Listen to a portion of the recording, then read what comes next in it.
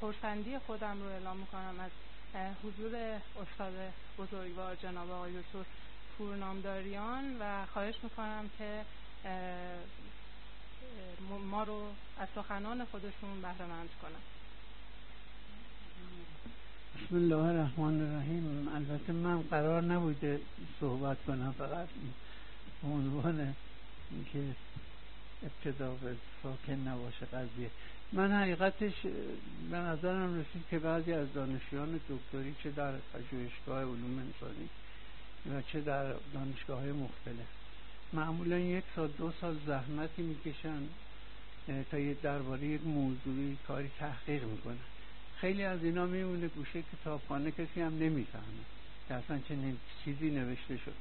پیشنهاد کردم با آقای دکتر محمد نژاد که رئیس پژوهشکده ادبیات، گفتم اگر بشه یک جلسه گذاشته باشه که این دانشجویانی که رساله خوبی در یک موضوع نسبتاً تازه‌ای نوشتن بیان مطالبشان رو بگن، حداقل دیگران هم از اون زحمتی که اینا 1 سال 2 سال یا بیشتر یا کمتر کشیدن استفاده بکنن، بفهمن چه مطلبی نوشته شده. خب یه جور انتقال معرفته و این معرفت حیف در یک گوشه بمانه و کسی ازش با خبر نشه. به همین جهت این در واقع میشه بگیم اولین جلسه‌ایه که در این مورد گذاشته میشه و شاید بعدا هم از دانشگاه دیگه و هم از پژوهشگاه به خصوص کسانی که رساله خوبی دارن، هم نه تنها در ادبیات، در هر رشته که به درد میخوره، خوبه بیان اینجا یک حداقل خلاصه مختصری از زحماتی که کشیدن، کشفیاتی که کردن، کاری که انجام دادن، برای دیگران هم بگن که اونا هم استفاده.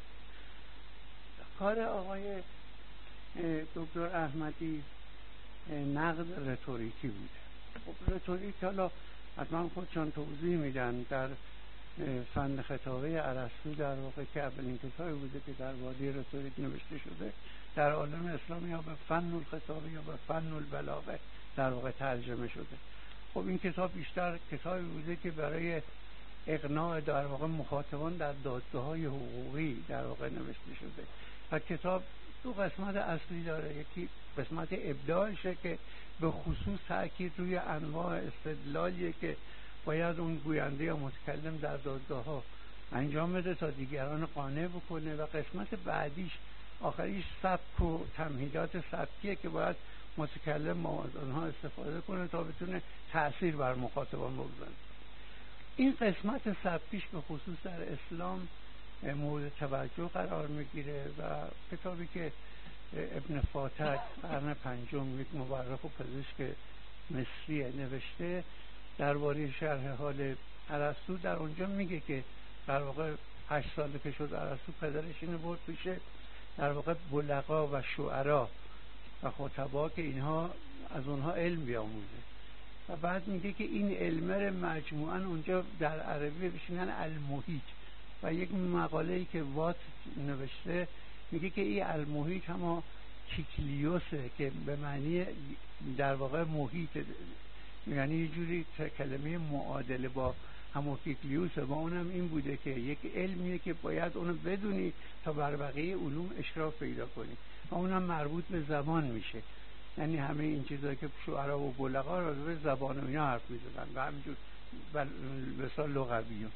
بنابراین این نشان میده که این وقتی کلمه المحیط از اون کلمه یونانی گرفته شده، مسلمان ها از این بسیار بلاغت یونانی تأثیر پیدا کردن، متأثر بودن. حالا شرح حال این خیلی طویله، من اینجا نمیخوام بگم که حالا حتما خدا آقای دکتر احمدی اگر لازم باشه میگم، ولی همونجور که میدونی اگر ما فکر کنیم که بلاغت یک جور شرایط مستقر میان متکلم و مخاطبه و سخن گفتن به اقتضای این شرایط، در واقع میشه بگیم که امروز با روزگار گذشته و دوران باستان خیلی فرق کرده.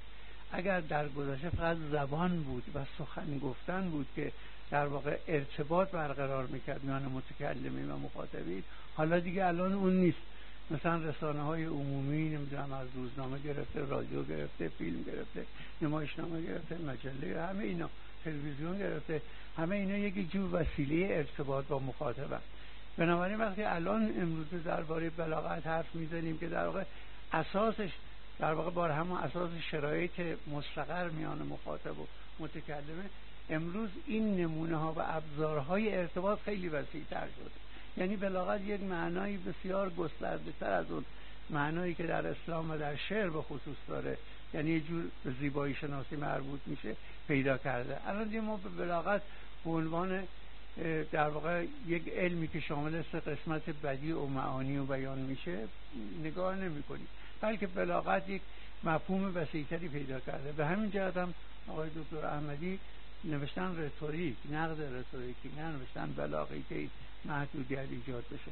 و تا اونجایی که من میدونم از رساله ایشون خبر دارم، در واقع در همین مفهوم گسترده بلاغت و اینکه چجوری میشه در واقع کاری کرد از راه بلاغت که تأثیر بر مخاطبان بیشتر باشه صحبت کردم.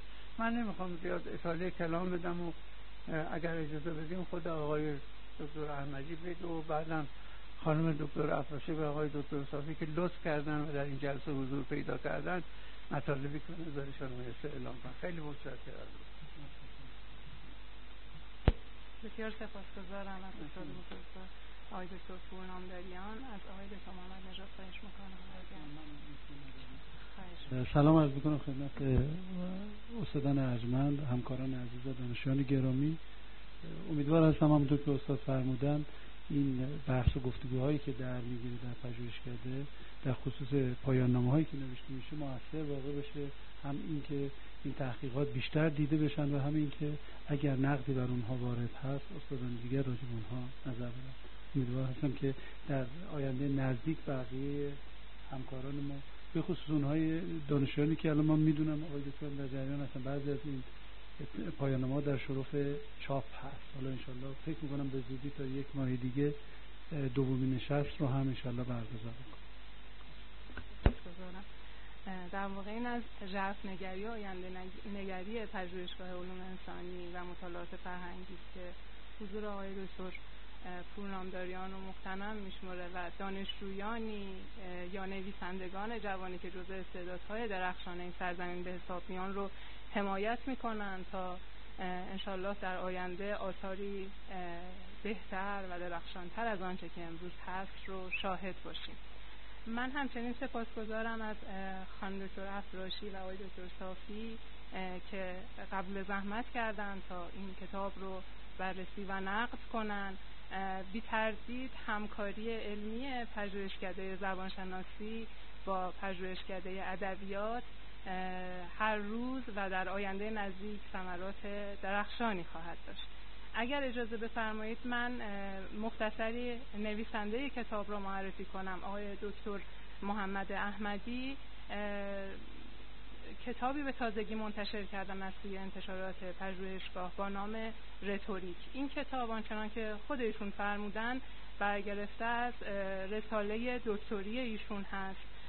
ایشون پیشتر هم مقالاتی در زمینه رتوریک منتشر کردن. از جمله آثار ایشون میتونیم به مقاله گرایش‌های مختلف نقد رتوریکی کتاب مقدس، چالش‌های تعیین ژانر در نقد رتوریکی نامه به عبرانیان، درآمدی بر مهمترین معانی اصطلاح رتوریک و درآمدی بر جایگاه فن خطابه در مطالعات ادبی اشاره کنیم. کتاب رتوریک برای دوستانی که احتمالاً کتاب رو ندیدن عرض میکنم شامل 5 فصل میشه. فصل آغازین اون معانی مختلف رتوریک رو، رتوریک سنتی و رتوریک جدید رو معرفی میکنه و درباره‌اش صحبت میکنه. سپس درباره رابطه این دو با هم و نقد رتوریکی و نقد ادبی صحبت میکنه و درباره چشماندازهای مختلف رتوریک، چشمانداز تجربی، چشمانداز فلسفی، جامعه شناختی و دیگر علوم صحبت میکنه. فصل دوم کتاب درباره رتوریک سنتی، چارچوب‌های نظری آن، خطابه در یونان باستان و دانشمندانی یا بزرگانی از یونان باستان و روم که درباره رتوریک سخن گفتن نقد میشن و بررسی میشن. فصل سوم کتاب درباره نقد نوارسطویی، ملاحظات تاریخی، منابع نقد رتوریکی در قرن 20 صحبت میکنه و ارکان خطابه در یونان باستان رو بررسی میکنه. فصل کتاب درباره رتوریک جدید و اندیشمندان در این حوزه صحبت میکنه و فصل 5 کتاب درباره نقد رتوریکی جدید، ماهیت، چشم‌اندازهای آن و درباره نقد ژانر، نقد استعاری، نقد روایی و دیگر نقدها از قبیل نقد زایشی صحبت میکنه. از آقای دکتر احمدی خواهش میکنم توضیحاتی اگر در باب کتاب هست بفرمایید.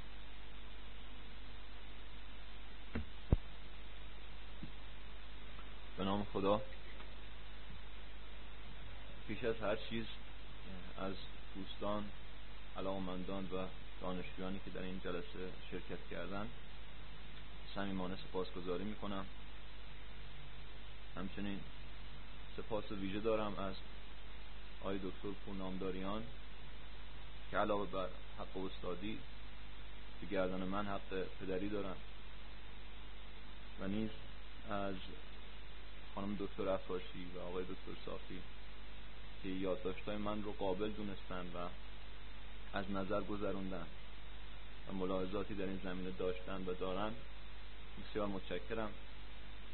همچنین از آقای دکتر محمد نژاد رئیس پژوهشکده زبان و ادبیات فارسی که اسباب و تمهیدات تشکیل این جلسه رو فراهم کردن سپاسگزارم.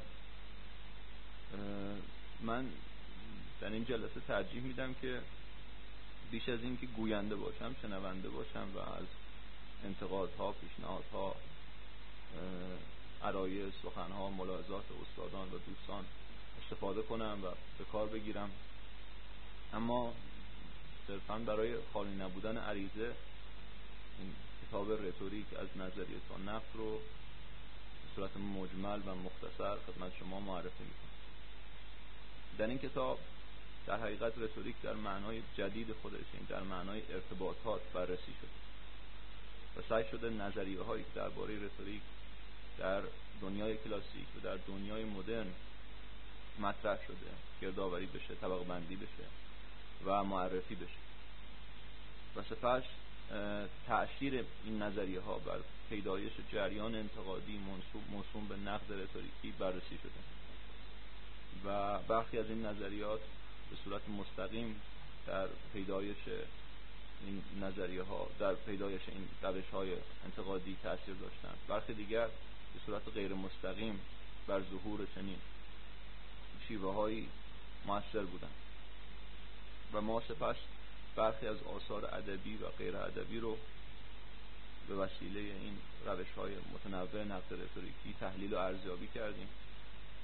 روش هایی که به دنبال کشف عوامل مؤثر بر ارتباطن، به دنبال کشف شیوه های برقراری ارتباطن و از اونجا که رشته من و سابقه تحصیلی من ادبیات هست، بیشتر من آثار ادبی رو با این روش ها بررسی کردم. ولی امروز منتقدان این جریان انتقادی متفق القول بر این باورن که تمام مصنوعات انسانی رو میشه با روش های نقد رتوریکی بررسی کرد. عموما امروز در رشته علوم ارتباطات و در رشته رسانه از روش های متنوع نقد رتوریکی استفاده میشه. البته منتقدان این جریان هیچ وقت ادبیات رو از دور از نظر نداشتن. من معتقدم که این کتاب که نخستین کتاب مستقل درباره رتوریک به زبان فارسی هست از وشمت خطا و اشتباه مبرا نیست و من تنها سعی کردم پرده از مفهوم رتوریک و نقد رتوریکی بردارم و فکر می‌کنم مبنایی برای تحقیق‌های دقیق‌تر، برای تحقیق‌های عمیق‌تری که در آینده صورت می‌گیره. یکی از مشکلات عمده‌ای که من باش در راستای این تحقیق باش دست و پنجه نرم کردم کمبود منابع بود. یعنی در واقع متاسفانه خیلی با سختی بسیار و با مرارت‌های بسیار این منابع رو تهیه کردم.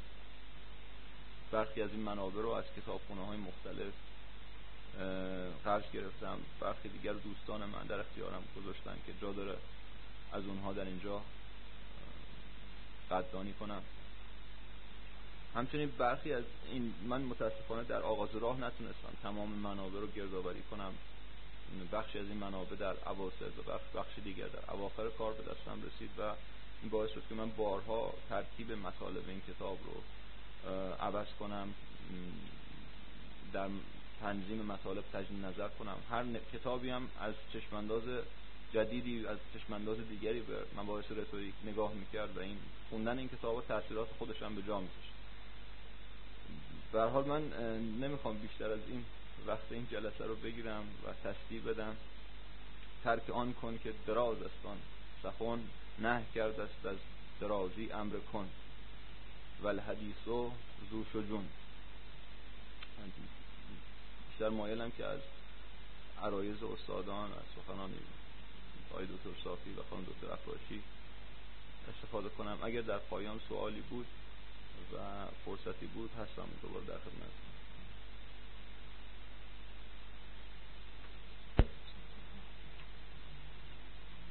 سپاسگزارم از آقای دکتر احمدی. اگر اجازه بفرمایید ما از حضور استادان بزرگوار استفاده کنیم و نقد اونها رو بر این کتاب بشنویم. من در آغاز دعوت میکنم از آقای دکتر صافی که استفاده کنیم از نقدشون درباره این کتاب. اگر اجازه بفرمایید من مختصری آقای دکتر صافی رو، البته هیچ کدوم از استادان احتیاج به معرفی ندارن، ولی برای دوستانی که احتمالاً از بیرون پژوهشگاه تشریف آوردن معرفی مختصری داشته باشم. آقای دکتر صافی عضو هیئت علمی پژوهشکده زبانشناسی پژوهشگاه علوم انسانی و مطالعات فرهنگی هستند.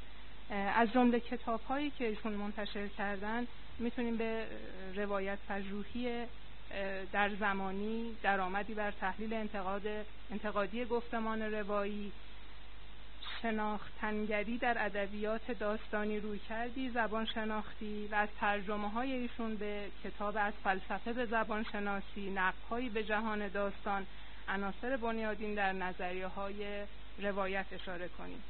ایشون مقالات فراوانی دارن که فقط به اختصار به چند مقاله اشاره می‌کنم. یکی از اون مقالات تحلیل زمان روایی در دو گفتمان ادبی و سینمایی است. نقد ادبی از تعویل اثر تا تحلیل متن، کاربردشناسی روایت‌های دوم شخص فارسی و روایتگردانی از قصه‌های عامیانه تا داستان‌های نوین فارسی اشاره کرد. از آقای دکتر صافی خواهش می‌کنم که نقد خودشون رو ارائه بفرمایید. سلام عرض میکنم و خیلی ممنونم که نظر منم درباره این کتاب خواستید و قبل از هر چیز تبریک میگم به دو دلیل. یکی این که این کتاب قبلا به عنوان رساله ازش دفاع شده و پذیرفته شده و دوم به این دلیل که پیگیری شده برای اینکه در قالب کتاب هم چاپ بشه و مخاطب بیشتری پیدا بکنه. امیدوارم که این روند همینطور ادامه پیدا کنه. خب همونطور که گفتم کتاب یه مختصری درباره یه بافتی که پیرامون این کتاب بوده اول میگیم و ازش میگذریم. همونطور که گفتن در اصل به عنوان رساله نوشته شده و مخاطبش هم که خب مثل هر رساله‌ای استادان مشاور، استاد راهنما و استادان داور بودن برای اخذ درجه دکتری. هدفش هم اقناع این استادان بوده و خب گفتم پذیرفته شده و خب حتما تأثیر مورد نظر رو گذاشته و منجر شده به درجه اجتهاد برای آقای دکتر احمدی. این بافتیه که نسخه اصلی این کتاب رو در بر گرفته. اما موضوع کتاب همونطور که گفتن نقد نظریه ریتوریکی هست و سیر تطور این مفهوم ریتوریک از دوران باستان در غرب تا دوران کنونی باز هم در غرب. و بعضی جاها فقط یه نگاه گذرایی هم به سنت‌های جهان اسلام در زمینه بلاغت شده، ولی خیلی خیلی گذرا و ناچیزه. هدفش آشنا کردن ما مخاطبان با مفهوم ریتوریک و سیر تحول این مفهوم هست و در بنابر یکی از آثار یکی از رتوریسین ها به نام سونیا فاست نوشته شده.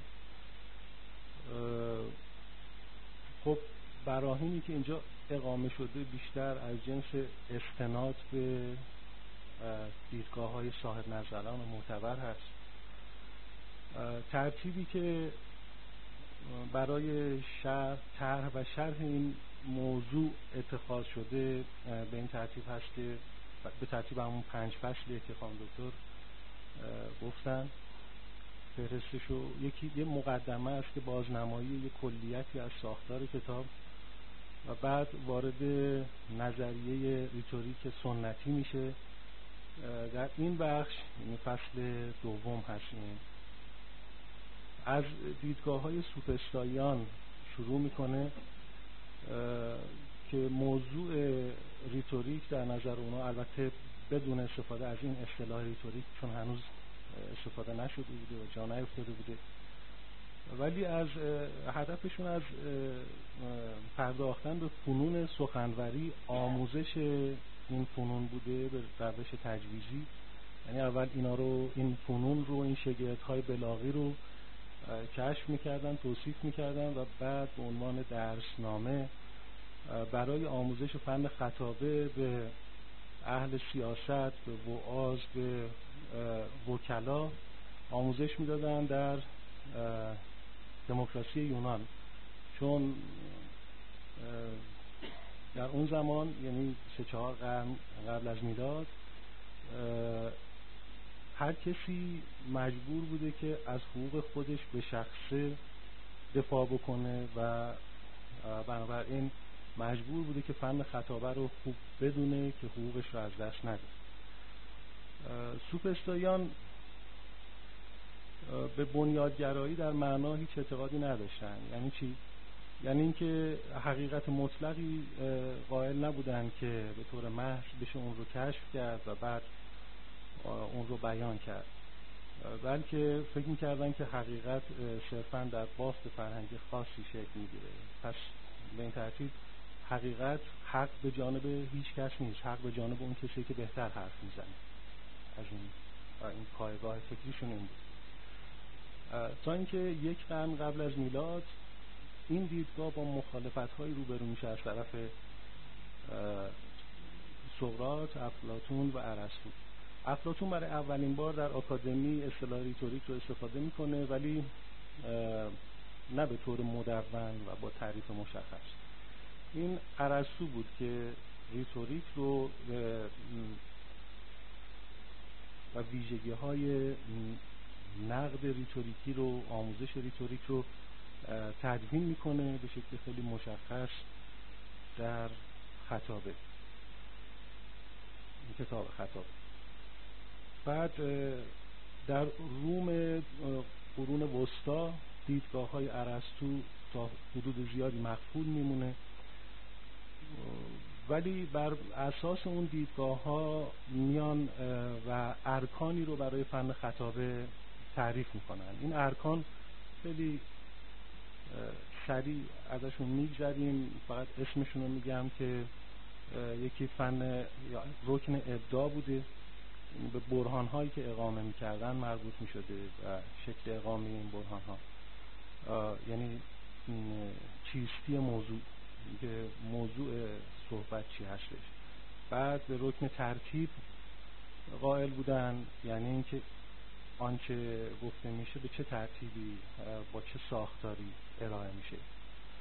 و بعد به رکن سبک که به چگونه گفتن مربوط می شده. بعد رکن حافظه بوده که به حافظه خطیب برای یادآوری موضوع به هنگام سخنوری گفته می شده. و بعد در نهایت به اجرای خطابه یعنی مثلا به لحنش وقتی که داشته صحبت، لحن خطیب وقتی که داشته صحبت میکرده، نمیدونم به کلمه هایی که انتخاب میکنه و به ویژگی های به طور کلی به فنون بیانی و بدیعی. در این دوران یعنی در قرون وسطا عملاً خطابه یا ریتوریک محدود میشه به یکی از این ارکان و اون هم رکن سبک هست، یعنی به ویژگی های خود خطاب، ویژگی های کلامی و زبانی خود خطابه به فنون بیانی و بدیعی و نه معانی. تا میرسیم به بعد از قرون وسطا که یه دیدگاه های ارسطو اعاده میشه، دوباره ارکان دیگه مطرح میشه و تأکید میشه که باید در کنار رکن سبک به ارکان دیگه هم توجه کرد. علل هنر کلامی که تو کتاب گفته نشده ولی اگه بخوایم سادهش بکنیم این علل مربوط میشده به نویسنده، خواننده، متن و مقلد، یعنی آنچه که ازش تقلید میشده در هنر کلامی. در این دوره یعنی بعد از قرون وسطا نو ارسطویی میگن باید باز دوباره یه نگاه جامع تری، یه نگاه وسیع تری داشته باشیم به خطابه و خطابه رو فقط محدود نکنیم به بلاغت یا لفاظی. شرایط رو هم باید در نظر بگیریم، مخاطب و گوینده و شنونده و آنچه که ازش تقلید میشه رو هم باید در نظر بگیریم و یک دیالکتیکی بین اینها حاکم بکنیم. و همینطور موضوع خطابه از سخن شفاهی به متون کتبی هم تسری پیدا میکنه. ولی بعد از نو ارسطویی ایرادی که به این دیدگاه وارد میشه اینه که نو ارسطویی درسته که اومدن گفتن که باید خطابه در قالب گفتار یا نوشتار ابعاد وسیع‌تری رو در بر بگیره، ولی در عمل خود نو ارسطویی اومدن تمام این علل هنر کلامی رو مصادره کردن به نفع نویسنده. یعنی مثلا تو خود همین کتاب هم به طور غیر مستقیم و تلویحی گفته شده، شاید هم ناخواسته، از صفحه 150 تا 170 20 صفحه درباره نو ارسطوییان و شیوه تحلیل نو ارسطویی وقتی که داره صحبت میشه. تو این 20 صفحه دائم تمام این ارکان و نمیدونم تأثیر روی مخاطب، اقناع مخاطب، نمیدونم گوینده که خب مشخصه رو خود گوینده تاکید میشه، ولی جاهایی که اصلا قراره که به وجوه دیگه متن هم توجه بشه باز دوباره همه اون وجوه حول محور گوینده میچرخه. یعنی ریتوریک گوینده محور میشه، نویسنده محور میشه، دائم دم از گوینده، نویسنده، شاعر، حافظ و تأثیر کلامش، یعنی محوریت داده میشه به گوینده. این یکی از ایراداتیه که به نو ارسطوییان وارد میشه. و بعد ایراد دیگه این هست که اونا خیلی محدود میدیدن و یعنی متن رو صرفاً یا متن نوشتار در کل متن حاصل استفاده از نشانه‌های زبانی میدیدن متن رو، در حالی که متن یا اونطوری که دکتر احمدی میگن آرتیفکت یا مصنوع نشانه‌ای میتونه رسانه‌های دیگر رو مثل ایماژ رو هم یعنی تصاویر رو در دنیای مدرن در بر بگیره. و بعد یه ایراد دیگه هم مربوط میشد به هدف اونها. هدف صرفاً مطالعه تأثیر خطابه یا به طور کلی متن از هر جنسی نیست، یعنی اینکه ببینیم که آیا قانع کننده بوده یه کلامی یا یه تصویری یا نه. فراتر از این میشه به فلسفه برقراری ارتباط کلامی پرداخت. پس هدف خیلی خیلی وسیع‌تر میشه، موضوع خیلی وسیع‌تر میشه، روش‌های بسیار مختلف و گاه متضادی رو اتخاذ میکنن در دوران مدرن، در نقد ریتوریکی مدرن و به این ترتیب و در پایان هم نمونه‌هایی از نقد ریتوریکی مدرن داده میشه از دیدگاه‌های کسانی چون خود سونیا فاکس و والتر فیشر، استنلی فیش، وین بوتز. ولی باز اینجا وقتی که داره درباره نقد صحبت، حالا بذاریم برای بعدم باز دوباره بهش میرسیم. اما تأثیری که خود کتاب رو بنده گذاشته این بوده که من قانع شدم که این کتابی که باید معرفیش کرد، ارزش خونده شدن داره و اصلا کدوم کتابی که این ارزش رو نداره، ولی ارزش این کتاب واقعا میشه تو اولویت گذاشت. اگه نخریدیدش بخرید، اگه خریدید نخوندید این کارو بکنید. من توصیه میکنم. خیلی خیلی بر من آموزنده بود، قانع کننده بود. این از معرفی کتاب. اما تأیید خود کتاب و قانع کنندگیش مانع از این نمیشه که نقدی هم وارد بکنم بهش. نقدی که من وارد میدونم به این کتاب در واقع به خود کتاب وارد نمیشه، از کتاب میگذره و میرسه به نقد ریتوریکی مدرن. نقد ریتوریکی مدرن انقدر هدفش رو وسیع گرفته و انقدر معنای گسترده‌ای پیدا کرده، انقدر فربه شده ریتوریک در دوران مدرن که از درون متلاشی شده. یعنی معنی ریتوریک انگار از دست رفته، ریتوریک بی‌معنی شده. یعنی وقتی که قرار باشه تقریبا هر چیزی که مربوط به کنش ارتباطی انسان هست، یعنی استفاده عملی در موقعیت‌های معین از نشانه‌ها برای برقراری ارتباط، تقریبا جایی نیست که نتونیم نقد ریتوریکی رو با این تعریف وارد بکنیم. پس موضوع خیلی خیلی وسیعه. روش مشخص نیست چون موضوع خیلی وسیعه و بعد به فراخور متنی که شما میخواید نقدش بکنید روش تغییر میکنه.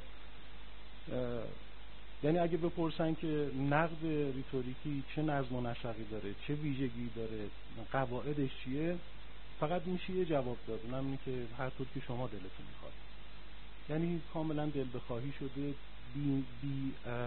بی قاعده شده، نقد بی معیار شده. این بی معیار شدن نقد ریتوریکی به خاطر برمیگرده به خود تعریف ریتوریک که انقدر وسیع شده که تقریبا همه چیز رو در بر میگیره. یعنی به پایگاه‌های فلسفی نقد ریتوریکی مدرن برمیگرده. چون در اینجا باز دوباره یه جور بازگشتی رو می‌بینیم در دیدگاه همه این کسایی که به عنوان نمونه در این کتاب اومدن در فصل آخر. هر کدوم از این موضعی وارد نقد ریتوریکی شدن. یکی از نوارستویان مثلا شیکاگو، وین بوتز، یکی دیگه از در فلسفه وارد شده مثل دریدا، یکی دیگه استنلی فیش منتقد خواننده مداره، بعد یکی دیگه فیشر مثلا بیشتر روایت پژوه، تاکیدش روی روایت هاست. اما بچه اشتراک تمام اینا با تمام این پراکندگی حوزه های مطالعاتیشون اون مبنای فلسفی این نسبیت گرایی در مواجهه با حقیقت است. یعنی گویی یه جور سوفسطایی‌های دوران مدرن هستن. یعنی برمیگردن باز دوباره به این که به این پایگاه فلسفی و فکری که حقیقت مبنایی نداره، حقیقت در زبان ساخته میشه قبل از اینکه حتی منتقل بشه. یعنی قبل از اینکه ارتباط برقرار بشه، اصلا هدف برقراری این ارتباط چی هست؟ در کل مفهوم سازیه، یعنی ساخت حقیقته. ما قبل از اینکه وارد تعامل کلامی یا غیر کلامی هر جور تعاملی با هم دیگه بشیم، هدفمون به نظر میرسه که اینکه یه حقیقتی رو میدونیم، بعد ذهنیت خودمون رو میخوایم در میون بذاریم با دیگری، در حالی که قبل از اینکه این ذهنیت اصلا شکل بگیره ما وارد تعامل میشیم که اصلا ببینیم حقیقت چی هست. یعنی سر صحنه انگار ساخته میشه. از نظر همه اینا اگر لابلای صحبتاشون رو نگاه بکنید، آثارشون نگاه بکنید، این ویژگی همه رو با همدیگه از دیدگاه‌های مختلف پیوند میده و این پایگاه فلسفی با مانع از این میشه که روش مشخص قاعده‌مندی، نسبتاً قاعده‌مندی حداقل بشه برای نقد ریتوریکی ارائه کرد. ممنون.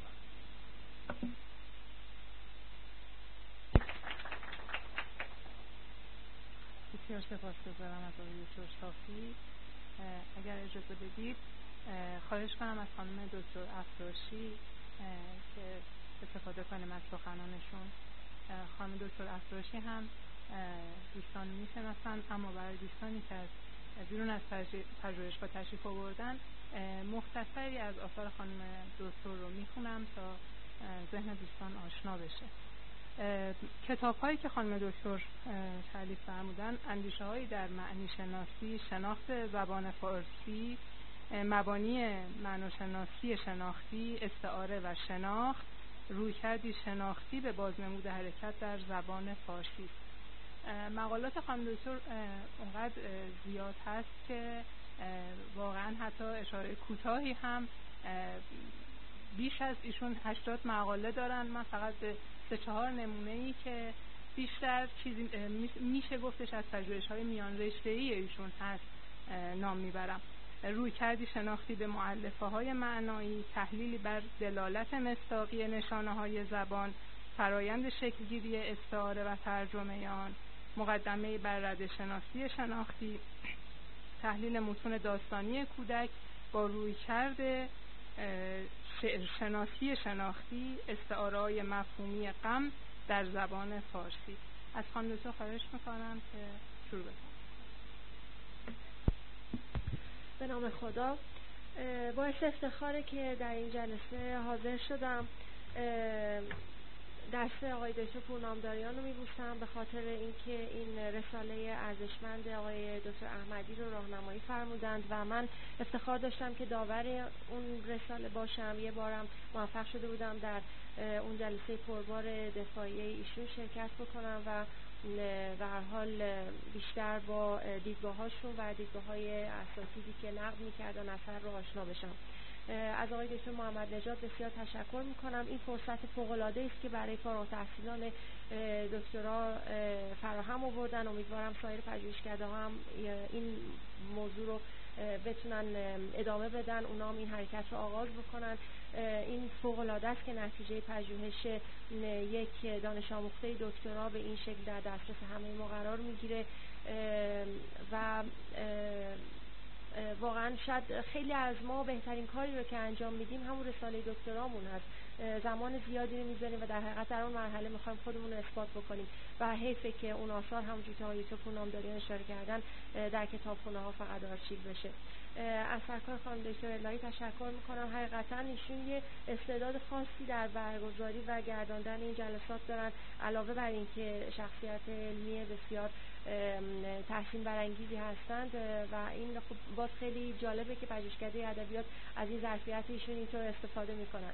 از صحبت آقای دکتر صافی خیلی استفاده کردم، خیلی نکات جالبی رو با حوصله بیان کردن، حقیقتا من یاد گرفتم.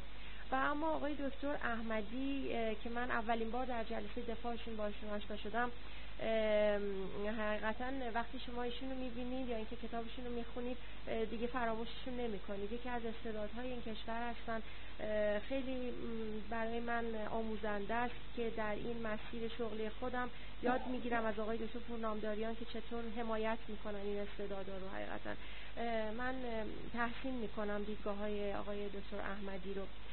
و اما میریم سراغ این کتاب. همونجوری که همه در این جمع اشاره کردن، این کتاب رساله دکترای آقای دکتر احمدی هست که به این قالب مدون شده. جا داره از آقای زعفرانچی هم تشکر کنم، هم خیر مقدم بگم بهشون که تشریف آوردن اینجا، که باز ایشون از اون شخصیتایی هستن که از این آثار حمایت میکنن و منتشر میکنن این آثار رو. من خودم برای انتشار کتابام خیلی به ایشون زحمت دادم و همیشه با خوشرویی زیادی ایشون با صبر زیادی به من کمک کردن. حقیقتا این رو مایه تأسف میدونم که پژوهشگاه قدر ایشون رو ندونسته و در حال حاضر شاید خودشون خسته بودن دیگه از این کار و ایشون دیگه رئیس انتشارات نیستن. ضمن اینکه به رئیس انتشارات جدید تبریک میگم. و اما میام سراغ کتاب آقای دکتر احمدی. این کتاب همونجوری که اشاره شد در 5 فصل نوشته شده. فصل یه مقدمه خیلی خوبی داره کتاب که اصلا از توضیح مفهوم رتوریک آغاز میکنه و اینکه این مفهوم چطور دچار چند معنایی شده و در طول تاریخ با تحول روش شناسی رتوریک این معنای رتوریک هم عوض شده و بعد مباحث مقدماتی که بسیار آموزنده است و خوشبختانه هم به طور اجمالی اطلاعات زیادی رو در خصوص رتوریک به دست میده ارائه میشه. در بخش بعدی رتوریک سنتی و همونجوری که آقای یوسف صافی به درستی و خیلی دقیق توضیح دادن رتوریک سنتی با دیدگاه‌های ارسطو به خصوص معرفی میشه. نقد نوع ارسطویی قسمت بعده و بعد رتوریک جدید و در پایان هم نقد رتوریکی جدید مطرح میشه. اون چیزی که من فهمیدم از رتوریک این هست که در حقیقت رتوریک به وضعیتی میپردازه که در اون گوینده‌ای در صدد برمیاد تا معنایی رو به مخاطب منتقل بکنه. خب این تعریف و این نگاه میبینیم که جنبه‌های متفاوتی رو میتونه در بر بگیره. این که گوینده چه کسی هست و چه چیزی رو میخواد منتقل کنه، مخاطب کی هست و چه دریافتی خواهد داشت و اینکه اون وضعیت چی هست و اینکه معنایی که میخواد انتقال پیدا بکنه در نظر گوینده چه هست، در نظر مخاطب چطور تعبیر میشه و نیز اینکه این معنا در چه قالبی میخواد منتقل بشه. همه اینها باعث شده که رتوریک در معنای کنونی اون معنی بسیار گسترده و پیچیده‌ای داشته باشه با تمرکز بر هر کدوم از این عناصری که اسم بردیم و به خصوص اون پیچیدگی هایی که بافت یعنی تمام اون فاصله‌ای که بین گوینده و شنونده وجود داره ایجاد میکنه در این فضا و در معنی رتوریک در حقیقت بنابراین یک تأثیری میذاره و رتوریک میتونه در معانی مختلف تعبیر بشه.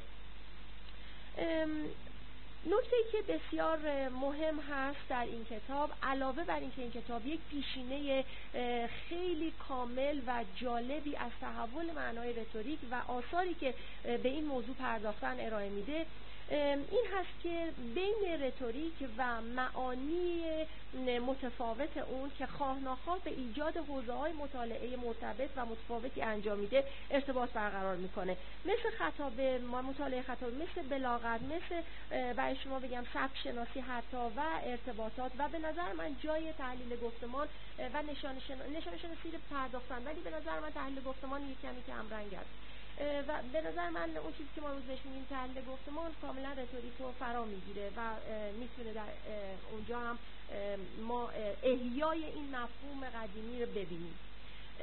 کار آقای دکتر احمدی ارزشمند هست چون در حقیقت به احیای این مفهوم و ردیابی تحولات اون تو حوزه‌های مختلف پرداختن. خب این میبینید که در یک حجمی از این کتاب چقدر دشوار پیگیری این مسئله.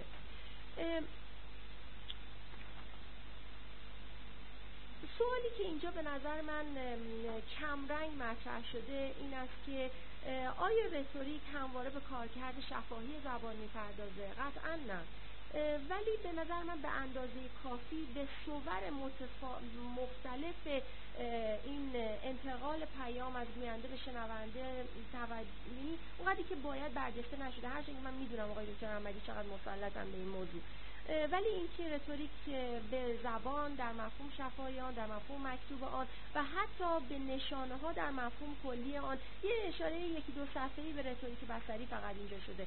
این یه مسئله است که خب میتونه تو ویراستای بعدی اگه صلاح دونستن باز بهش بیشتر توجه بکنن، چون رفع ابهام میکنه. رتوریک هم مثل مطالعه بافت، یعنی همونجوری که می‌بینید بافت چطور معناش عوض شده و یا اینکه متن چطور معناش عوض شده، متن، بافت، فرهنگ، اینا همه مفاهیمی هستن که در حقیقت اون تعبیر سنتی از اونا با تعبیری که امروزه از اونا برداشت میشه خیلی متفاوته. یا حتی گفتمان. وقتی این کتاب این قدرت داره که شما رو با خودش همراه میکنه. ایشون ادیب هستن، نثر کتاب بسیار منقحه، بسیار روانه، نظم داره، در تقسیمات کتاب کاملا تابع نظم، نشون میده که فکر ایشون نظم داره. منابع زیادی دیده شده در این کتاب، گستره منابع و اون پیشینه کتاب در حقیقت اینو نشون میده. و یه نکته کوچیک این که مثلا من خودم چون اسامی رو گاهن نمیشناختم در این حوزه مطالعه، خب نمیتونستم تلفظ درستشون رو بفهمم و فکر می‌کنم جاش خالیه که این اسامی خاص رو هم شما در پانوشت بیارید. اینو مطالبی بود سوری من باید در مورد کتاب میگفتم. اما یک موضوعی رو که ایشون زنده کردن در کتاب و بسیار برای زبانشناسا و حالا معنیشناسا اهمیت داره، اون جنبه‌های اقناع عقلی و اقناع احساسی است که در رتوریک مورد توجه قرار می‌گیره و اولین بار از سوی ارسطو مطرح شده. برای من خیلی مهم بود که شما این توضیحات رو درباره رابطه عواطف و احساسات و رتوریک ارائه دادید. اونجا یک دریچه تازه‌ای برای من باز شد که بفهمم چطور میشه در قالب اندیشه‌های ارسطو به نقش عواطف پرداخت و این دیدگاه جامعه شناسانه ارسطو رو به رتوریک تونستم اونجا ببینم که چطور بین یعنی به لحاظ سنی، به لحاظ جنس و به لحاظ موقعیت اجتماعی میاد و مخاطب رو در این فضا مورد بررسی قرار میده. این موضوع انقدر جالبه که فکر میکنم ارزش داره که یه دو خطی رو با هم از نوشته آقای دکتر احمدی بخونیم. در باب برانگیختن احساسات ارسطو میگه و ایشون چقدر زیبا نقل کردن که تمام احساساتی که بر افراد تاثیر میگذارد بر قضاوت آنها مؤثر است. ارسطو معتقد است قضاوت مخاطب آنگاه که احساس دوستی و رضایت دارد با زمانی که تحت تاثیر کینه و دشمنی قرار میگیرد تفاوت دارد. در نتیجه اگر احساسات قضاوت انسان را تحت شعاع قرار میدهد میتوانند نقشی کلیدی نیز در موفقیت خطیب بازی کنند. من فکر میکنم از این حیث در ارتباط با نشانه شناسی و نیز تحلیل گفتمان خیلی کاری صورت نگرفته. این یه حوزه‌ای است که خود آقای دکتر احمدی و همینجور دانشجویانی که بخوان این مسیر رو ادامه بدن با نگاه به اقناع احساسی میتونن تحلیل‌های نشان شناختی و نیز زبانی خیلی مهمی رو در حیطه ادبیات فارسی و نیز زبان فارسی روزمره انجام بدن. این نکته برای من اهمیت داشت چون شاید دوستان بعضیشون ندونن و بعضی هم مطلع باشن که یکی از بزرگترین پروژه‌های پژوهشی در حیطه زبان و عواطف در پژوهشگاه علوم انسانی صورت گرفته و مقالات و پایان‌نامه‌های متفاوتی اینجا بر اون اساس تدوین شده. ارسطو در کتاب دوم خطابه به تعریف و بررسی انواع احساسات و ارزیابی خصایص اخلاقی قشرهای مختلف میپردازد. این اون مطلبیه که بعداً من فکر می‌کنم آقای دکتر احمدی جا داره به اندیشه‌های ابن سینا در این خصوص اشاره بکنن. ابن سینا به خصوص در حیطه خشم و غم به این موضوع مبسوط میپردازه. در این فصل ارسطو برای برانگیختن احساسات بر شناخت طبایع، احوال، غرایز و سجایای بشر تاکید می‌کند و بدین منظور شرح مفصلی از احساس آرامش، دوستی، دشمنی، ترس، شرم، مهربانی، ترحم، خشم، حسد و رقابت ارائه می‌دهد. الان در کتابی مثل ایموشن کانسپت یا کتابای این هندبوک های ایموشن انالیسیس شما میبینید که واقعا این اقسام عواطف و احساسات همینا هستن که ارسطو مطرح کرده و خیلی برای من مهم بود که آقای دکتر احمدی این احیا کردن. این یه موضوعی است که تو 5-6 سال اخیر تو دنیا خیلی اهمیت داره و چه جالبه که ایشون الان از این دیدگاه میتونن به رابطه عواطف و تاثیرگذاری متن بپردازن.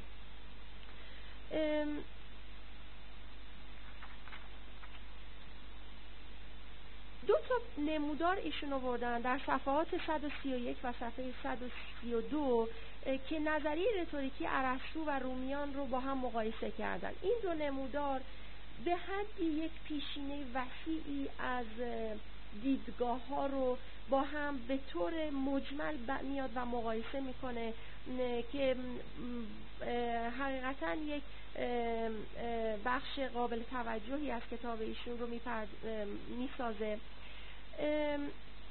و اما من حالا با تمام این ویژگی‌های فوق‌العاده‌ای که به نظر من کتاب ایشون یک کتابی است که اصلا نیازی به تکمله نداره، یک کتابی است که همین الان در همین وضعیت یک کتاب بسیار اطلاع رسان فوق‌العاده و نخستین کتابی است که به زبان فارسی برای معرفی رتوریک و پیشینه اون به نگارش در اومده، ولی ممکنه در ویراستای بعد یا در مقالاتی که منتشر خواهند کرد بخوان به این نکته توجه بکنن.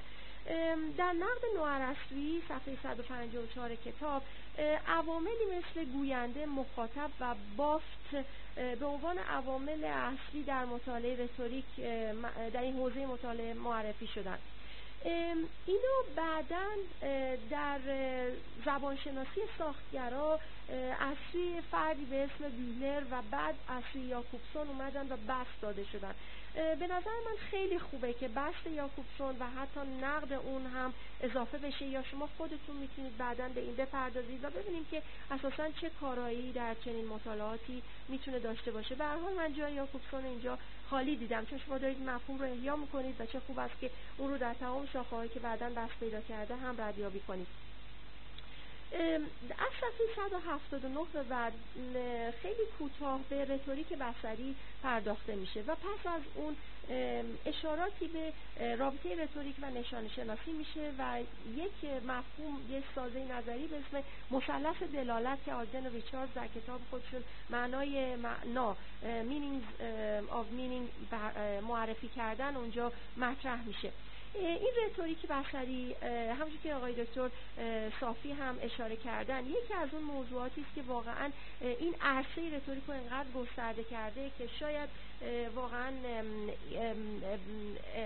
روش مطالعه رو در این حوزه یک مقداری دشوار میکنه چون خب با بحث پیدا کرده، یعنی ما هر چی موضوع خب خاصش میکنیم روش مطالعهش آسان‌تر پیدا میشه، ولی هرچی این گسترده‌تر داده هایی که در اون حیطه متنوع‌تر میشه روش مطالعه با دشواری‌های زیادتری مواجه میشه. این تیکه رتوریک بصری به نظر من جای بحث داره، اینجا به اندازه کافی بهش پرداخته نشده. ضمن اینکه منظور از رتوریک بصری فقط هم نشانه‌های بصری نیستن بلکه تصویرپردازی‌هایی هم هست که در قالب زبان ممکنه که مورد استفاده قرار بگیره. و اما من بحثم رو فقط با یک اشاره خاتمه میدم و اون این است که آقای دکتر احمدی به خوبی به اهمیت روش شناسی در نقد رتوریکی اشاره کردن و به خصوص به اثر ادوین بلک هم پرداختن و خیلی خوبه که شما یک اثر دیگری رو به روش شناسی در نقد رتوریکی اختصاص بدید و با داده‌هایی از زبان فارسی و ادبیات فارسی روش اجرای این نقد رو به طور مبسوط به ما یاد بدید. خیلی متشکرم از توجه شما، وقت رو بیشتر از این نمیگیرم. من از این کتاب بسیار استفاده کردم و همینجور اون موقع که خواننده رساله ایشون بودم و یک بار دیگه به آقای دکتر پورنامداریان و خود آقای دکتر احمدی تبریک میگم.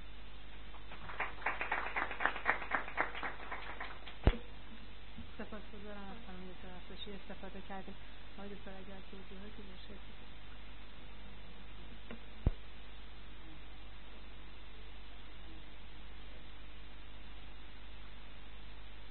خیلی ممنونم از پیشنهادهایی که استادان محترم مطرح کردن.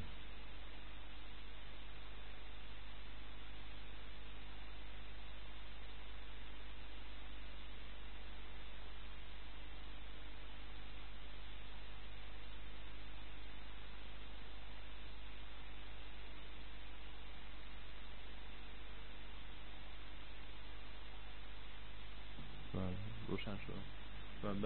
به نظرم تحت تاثیر مقتضیات دنیای مدرن ریچاردز در کتاب، البته من درس پس میدم خدمت استاد، ریچاردز در کتاب دین و ادبیات Religion and Literature میاد یک مثلثی ترسیم میکنه که این اضلاع این مثلث یکی خدا هست، یک ضلع دیگرش جهانه و ضلع دیگرش متنه. و بعد میاد میگه که متناسب با تحولاتی که در ذهنیت و تفکر بشر رخ داده، تأکید بر هر کدوم از این اضلاع در طول تاریخ عوض شده. مثلا وقتی که ما یعنی در دنیای کلاسیک تأکید بر خداست و جهانبینی بنیادگرایانه حاکمه، اما در دوره عقل‌گرایی دکارت تأکید بر جهانه، یعنی انسان سعی میکنه با مطالعه جهان به حقیقت برسه. و در دوره مدرن یعنی نقد عقل محض کانت تأکید بر انسانه که با فلسفه اومانیسم و انسانگرایی و اینها همراه.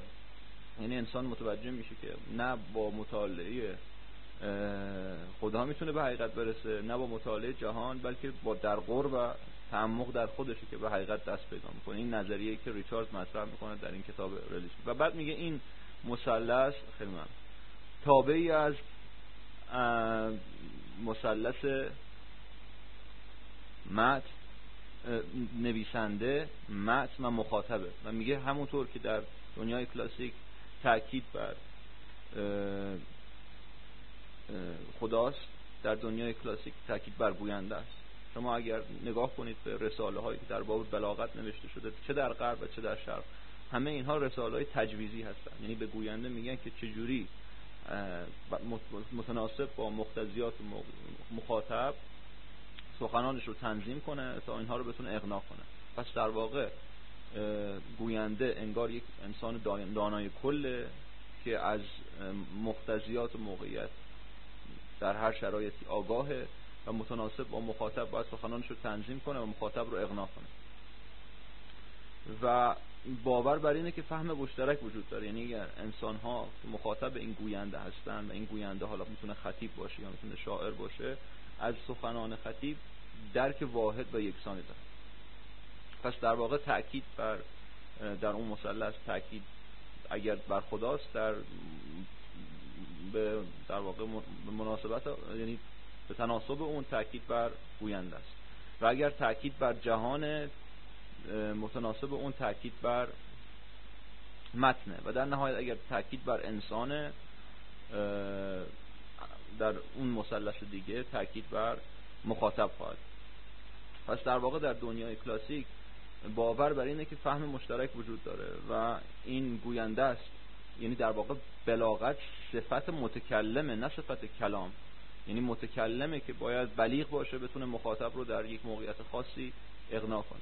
و اگر شما تعاریف بلاغت رو در دنیای کلاسیک نگاه کنید، مثلا در اولین تعریفی که اومده در کتاب البیان و تبیین جاهز که اومده، سخن گفتن، بلاغت عبارت است از سخن گفتن به اقتضای حال مخاطب، که این تعریف البته بعدها برای علم معانی استفاده میشه، ولی هنوز همچنان هم در آثار متأخر که در باب بلاغت نوشته شده برای بلاغت هم کاربرد داره. اما در دنیای مدرن اینطور نیست. یعنی در واقع وقتی هایدگر میاد فلسفه بودشناسی رو مطرح میکنه و میگه که فهم قدرتی خدادادی نیست و فهم مشترک وجود نداره، بلکه عبارت است از حضور در جهان، یعنی در واقع میاد اون فهم مشترک رو از بین میبره دیگه. یعنی اون فهم مشترک رو زیر سوال میبره. پس در واقع در دنیای مدرن انسان ها از مفاهیمی که به اونها ارائه میشه در مواجهه با متن برداشت‌های یکسان و واحدی ندارن. پس فکر میکنم این که رتوریک مدرن یا نقد رتوریکی مدرن هیچ معیار ثابتی نداره، اینم به خاطر همون تاکید بر مخاطب. ما آخر سر در نهایت میرسیم به نقد زایشی که نقد زایشی هم میگه آخر سر تاکید بر مخاطبه. یک نظریه پرداز هرمنوتیک هست، داگلاس استوارت، ایشون میگه من تمام نظریات ادبی رو خوندم، در نهایت این مخاطب است که تصمیم میگیرد متن چه معنایی داره. بس وقتی تاکید بر مخاطب، یعنی همون ضلع سوم که مثلث ریچاردز، دیگه این طبعا این هیچ معیاری نداره، یعنی ما به مقتضیات دنیای مدرن اینطوره که ما به سمت در واقع بی‌معیاری میریم که بی‌معیاری هم همون نمونهش نقد زایشی جنراتیو کریتیسیزم که آخرین در واقع روشیه که برای تحلیل مصنوعات انسانی ارائه شد. اما در مورد رتوریک بصری که خانم دکتر فرمودن، حقیقتش اینه که من همونطور که گفتم به خاطر سابقه تحصیلی که دارم بیشتر متون ادبی رو به کمک این روش‌ها تحلیل و ارزیابی کردم، اما واقعا جا داره که دیگر مصنوعات انسانی مثل انواع نقاشی ها، معماری و هر چیز دیگه‌ای که مثلا این خود در واقع کسانی که در این زمینه کار میکنن خیلی به ساختمون ها، به تبلیغات بازرگانی، به در واقع شیوه های ارتباطی جدید خیلی توجه دارن. ولی بحثمون در جریان باشه، میدونید ادبیات خب جنبه‌های زیبایی شناسانه متون ادبی رو هم فرا میگیره، یعنی مثلا شاهنامه نگارگری‌های مرتبط با شاهنامه هم در بر میگیره، مینیاتورهایی که در اون ایده در این نسخه ها آمده. بنابراین من فکر میکنم که یک ادیب حتما به اونها هم نظر داره و به این سبب هست که رتوریک بصری اهمیت پیدا میکنه.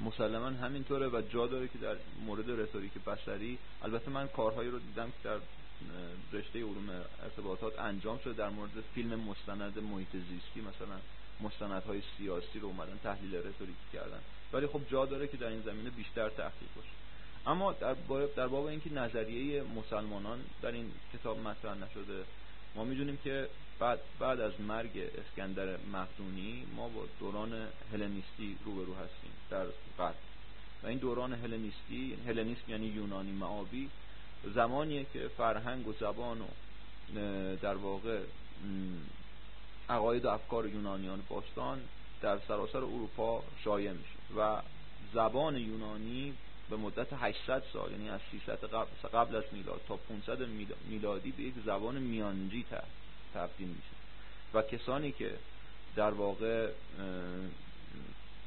اقشار طبقات بالای جامعه هستن خودشون رو ملزم میدونن که زبان یونانی رو اصلا به یک الزام تبدیل میکنن که زبان یونانی رو فرا بگیرن و بعد زبان یونانی هم که در پس از مسیحی شدن امپراتوری روم جای خودش رو به زبان لاتینی میده، زبان لاتینی در واقع یک کاریکاتوری از زبان یونانی، مثلا بهش میگن، به این دوران میگن دوران فطرت دیگه، یعنی هیچ نظریه پرداز بزرگی در غرب ظهور نمیکنه. ما رنسانس اسلامیه و دوران فطرت در اروپا که در واقع نظریه پردازانشون ابن سینا، ابن رشد، فارابی ظهور میکنن و اون نظریات یونانیان باستان و حکما و ادبای یونان رو بسط و تفسیر میدن.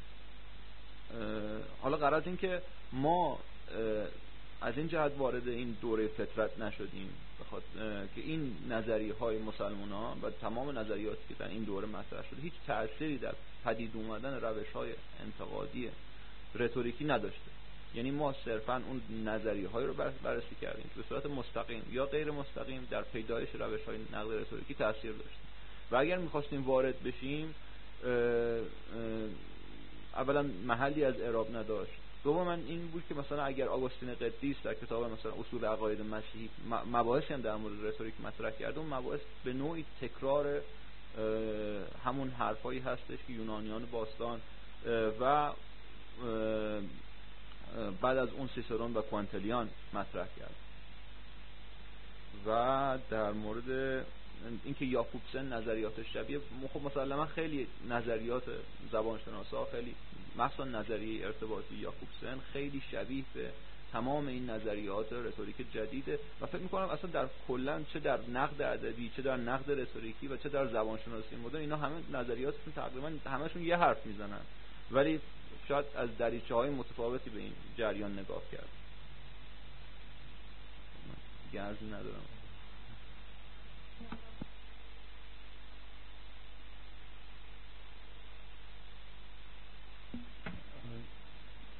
من امیدوارم که این گفتگو همینطور تا جایی که وقت داریم ادامه پیدا بکنه. به خاطر همینم کوتاه بله از قبل قرار داشته بودیم با آقای احمدی اگر که ریاست جلسه هم اجازه بده بقیه هم وارد گفتگو بشن، نظراتشون رو بدونیم. به خاطر همین کوتاه صحبت کردیم که وقت ذخیره بشه. ببینید درباره مقتضیات دنیای مدرن این دقیقاً منظور من همین بود که بی‌معیار شدن نقد ریتوریکی برمیگرده به پایگاه‌های فلسفیش. اصلا مبنای فکری وقتی این باشه که حقیقت برخلاف اون چه تصور میشد تا قبل از این در دنیای پیشا مدرن نزد خداست یا نزد خلیفت الله، یعنی نویسنده یا گوینده صاحب سخن. حقیقت بی‌باوری به حقیقت همه جا رو گرفته، چه بخوایم چه نخوایم. اصلا نمیخواستم بگم که خوبه یا بده، میخواستم بگم همینه که هست. یعنی ما نمیتونیم بریم جایی حقیقت پیشینی پیدا بکنیم و بعد اون رو در میان بذاریم با کسی. حقیقت در فرایند ارتباط ساخته میشه، این رو میپذیریم. ولی وقتی که اینو پذیرفتیم اون وقت میرسیم به اینکه خب حالا روش نقد چی باید باشه، چجوری میتونیم حقیقت رو پیدا بکنیم و بسازیم، یا اصلا فرایند این پروسه ساخته شدن حقیقت رو بتونیم بفهمیم، تحلیلش بکنیم. روشش چیه؟ هیچ روشی پیدا نخواهیم کرد. اجالتا تا اطلاع ثانوی باید برگردیم سر همون دیدگاه‌های نو ارسطویی که به اندازه کافی یا بیشتر از کافی وسیع هست که در عمل بخوایم پیادهش بکنیم با کلی مشکل مواجه بشیم. یعنی شما نگاه بکنید، من تمام صحبتام یه بار دیگه اگر مرور بکنید بر اساس عامدانه خودم بر اساس نقد نو ارسطویی اینا رو چیده بودم. یعنی اومدم اول درباره بافت صحبت کردم، بعد درباره شیوه های یعنی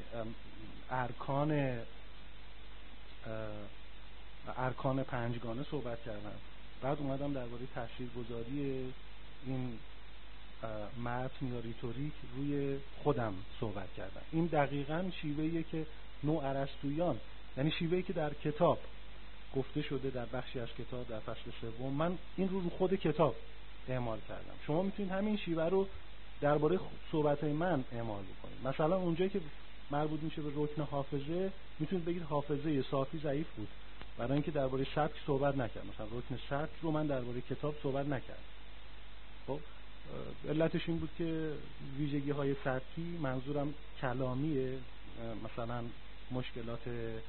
مشکلات نگارشی، نمیدونم تایپوگرافی، صفحه بندی و اجراش، یعنی مثلا طرح روی جلد، اینا رو درباره‌اش صحبت نکردم. از قبل با آقای دکتر در میون گذاشته بودم و قرار بود که وارد بحث‌های مثلا ویرایش این کتاب و اینا نشیم، چون ناچیز بود واقعا. مشکلات ویرایشی و سبکی کتاب اصلا ارزش اینو نداشت که وقت رو بگیره با بازگویی.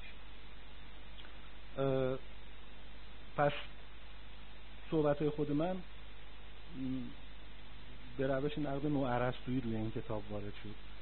از اونجا آخرین ایستگاهی که نقد یه پایگاه نیمبندی داره همونجاست. از اونجا که جلوتر میایم همین پایگاه نیمبند نسبی رو هم از دست میدید. شما اگه فصل آخر کتاب رو نگاه کنید تحت عنوان نقد ریتوریک جدید، نه نظریه ها همه اومده شد، سرفته تر و تمیز اومده تو فصل 4، ولی به فصل 5 که میرسیم قراره درباره شیوه نقد عملی صحبت بشه. در عمل هیچ شیوهی به دست داده نمیشه. باز دوباره بیشتر ویژگی های نظری هست. مثلا که شما در این مراحل اول آرتیفکتتون رو انتخاب کنید، بعد سوال درباره آرتیفکت مطرح کنید، بعد آرتیفکت رو تحلیل بکنید، بعد از اینکه تحلیل کردید شروع کنید به نوشتن مقاله در 5 مرحله. خب اینا باز دوباره نظریه پردازی، باز دوباره فلسفه ورزی، تفلسف هیچ معیار مشخصی داده نمیشه، یا اگر هم داده بشه آخرین مثال هایی که من توی کتاب دیدم مربوط میشد به فصل 3، اونجایی که دقیقاً نقد نو ارسطویی مطرحه. مثلا یه غزل از حافظ رو داریم دربارش بحث میکنیم، اونجاها بالاخره یه پایگاهی داریم، دستمون به یه چیزی بنده، یه معیاری هنوز داره نقد، هرچند که معیارش خیلی وسیعه، ولی میایم جلوتر همون معیار رو هم از دست میدیم. بنابراین جمع میبندم، من نمیخوام ارزیابی بکنم، من میگم که چه بخوایم چه نخوایم این وضعیتی که دنیای مدرن مبتلا بهشه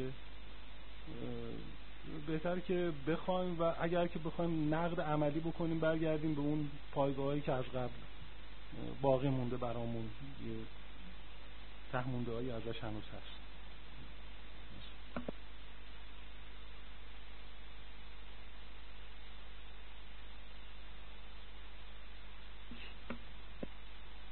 که من به نظرم میاد که توی این صحبت‌های حالا راجع به نقد و ادبیات همیشه مکتوم میمانه اینه که این دنیای قدیم با دنیای جدید خیلی تفاوت پیدا کرد. یکی از خصوصیات این دنیای قدیم اینه که به نظر من ادبیات یا هر چیزی که به هر حال یه جور ارتباط بوده بیشتر مبتنی بر زبان بوده و شفاهی بوده. این ادبیات هنر گفتاری و شنیداری بوده، نه ای که در واقع نوشتاری، و این خیلی مسئله باعث تفاوت در مسئله میشه. ببینیم وقتی یک نفر در قدیم یک شعری میگه یا فرض کنید تراژدی مینویسه که در اون آمفی‌تئاتر مثلا در همون یونان باستان اجرا بشه، تا حدی میتونه مخاطبا رو تشخیص بده، یعنی بگه اینا سوادشون در چه حده مثلا حدوداً، یا حتی اگه بخواد برای یک مجلسی این سخنرانی یا شعر یا هر کاری که میخواد بکنه، میدونه که درسایی که اونا خواندن اگه آدمای باسواد و اهل فضلی هستن در چه حدی، چون علوم خیلی محدوده. یعنی آدم وقتی نگاه میکنه مثلا میبینه مثلا حتی مولوی حافظ موسیقی میدونن، یه مقداری فلسفه میدونن، یه مقداری نجوم میدونن، یه مقدار از این با این مسائل رتوریکی آشنا هستن. اونایی که درس خواندن یک درسی خواندن، یعنی وقتی من میخوام با اونها یک ارتباطی برقرار کنم، حالا چه از طریق هنر باشه چه از طریق هر چی، میدونم که اینا حدشان چقدره و میتونم در واقع وقتی رتوریک تعریف میکنن در قدیم به خصوص کیفیت تطبیق کلام به مقتضای حال مخاطب، این کیفیت تطبیق کلام با مقتضای حال مخاطب فقط وقتی ممکنه که مخاطب بشنوه، یعنی بفهمی اینایی که حرف میزنی براشون اصلا چقدر میدونن، اونجا میشه کاری کرد. یعنی بلاغت معنی داره، میشه که تا کجا مثلا لغت‌ها رو به کار ببری، چقدر تصویر به کار ببری، به چه چیزایی اشاره بکنی، اگر فرض کن صنایع به کار ببری آیا اینا درک میکنن یا نمیکنن. خب این فرق میکنه، یعنی گوینده میدونه که برای چه کسایی حرف میزنه و باید چه جوری حرف بزنه. این حالا گاهی وقتا در مورد مردم نباشه، مثلا فرض کن از قرن 5 و 6 که مثلا یک حکومت‌های مرکزی ایجاد میشه، شاعران مخاطبانشان کسایی بودن که در دربار بودن، یعنی شعر اصلا یعنی قصیده گفتن، قصیده هم یعنی متن سلطانه گفتن به مناسبت.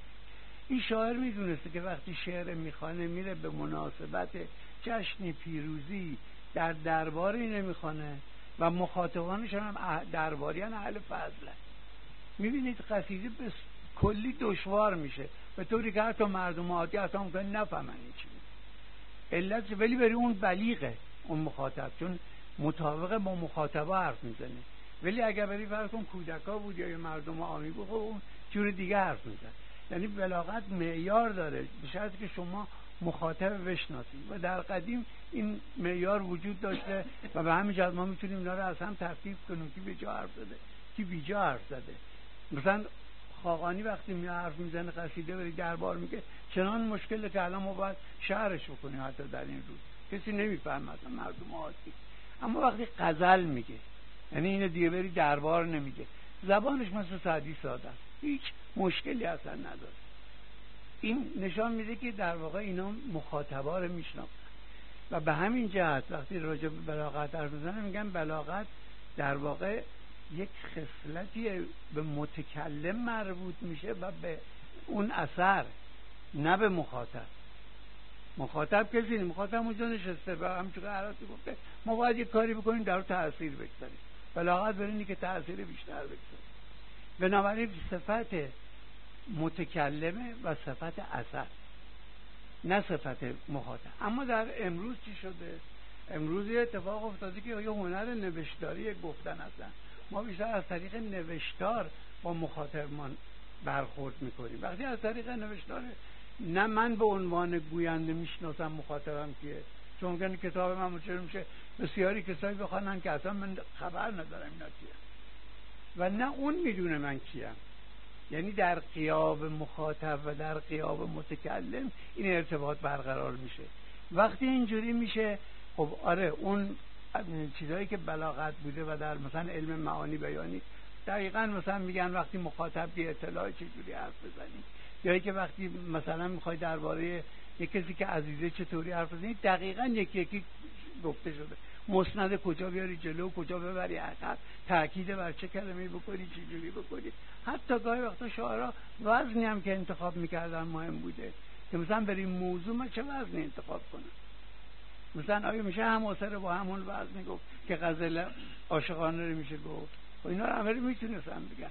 ولی در دوره جدید همونجور که گفتم اینا خیلی هاش از بین میره، به خاطر اینکه متکلم از مخاطب و مخاطب از متکلم غایبن. اینجا ببینید، اینجا من به نظرم میاد در این دوره اون چیزی که در قدیم هیچ وقت نمیگفتن که بلاغت صفت مخاطبم است، ولی الان صفت مخاطبه. چون از دوره حداقل 1922 کتاب ریچارد ببینی که شروع میشه تقریبا معنی هست میشه. هر چی آمدن بعد از اونها گفتن چه فرمالیستا، چه نمیدونم مکتب کنستانس و نظریه دریافت و حتی حرفای که هایدگر و گادامر هستن، همه بی‌معنا بودن کلام، چون حقیقتی وجود نداره، حقیقت مطلقی وجود نداره. این همه سوفسطائیان هستن.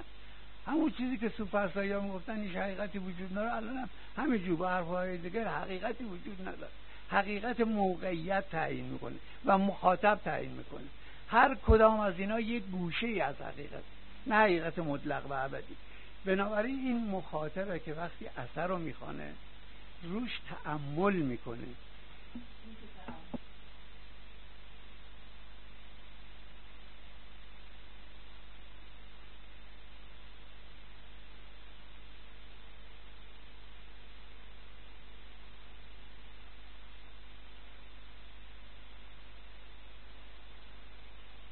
داره با این ذهنیت یک چیزی از این درک میکنه.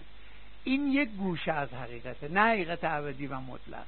یعنی حقیقت یک حقیقت منتشری به تعداد افرادی که در جهان وجود داره.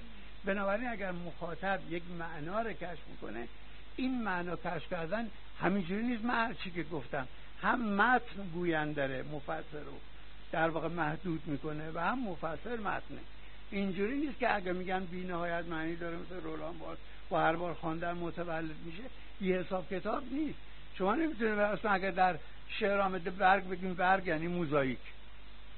اصلا اجازه نمیده نظام فرهنگی، اجازه نمیده در واقع اون نظام ادبی که ما داریم. بنابراین تفسیر درسته که ممکنه یک شعر تفسیر مختلف داره، اما یکیش از همه برتره.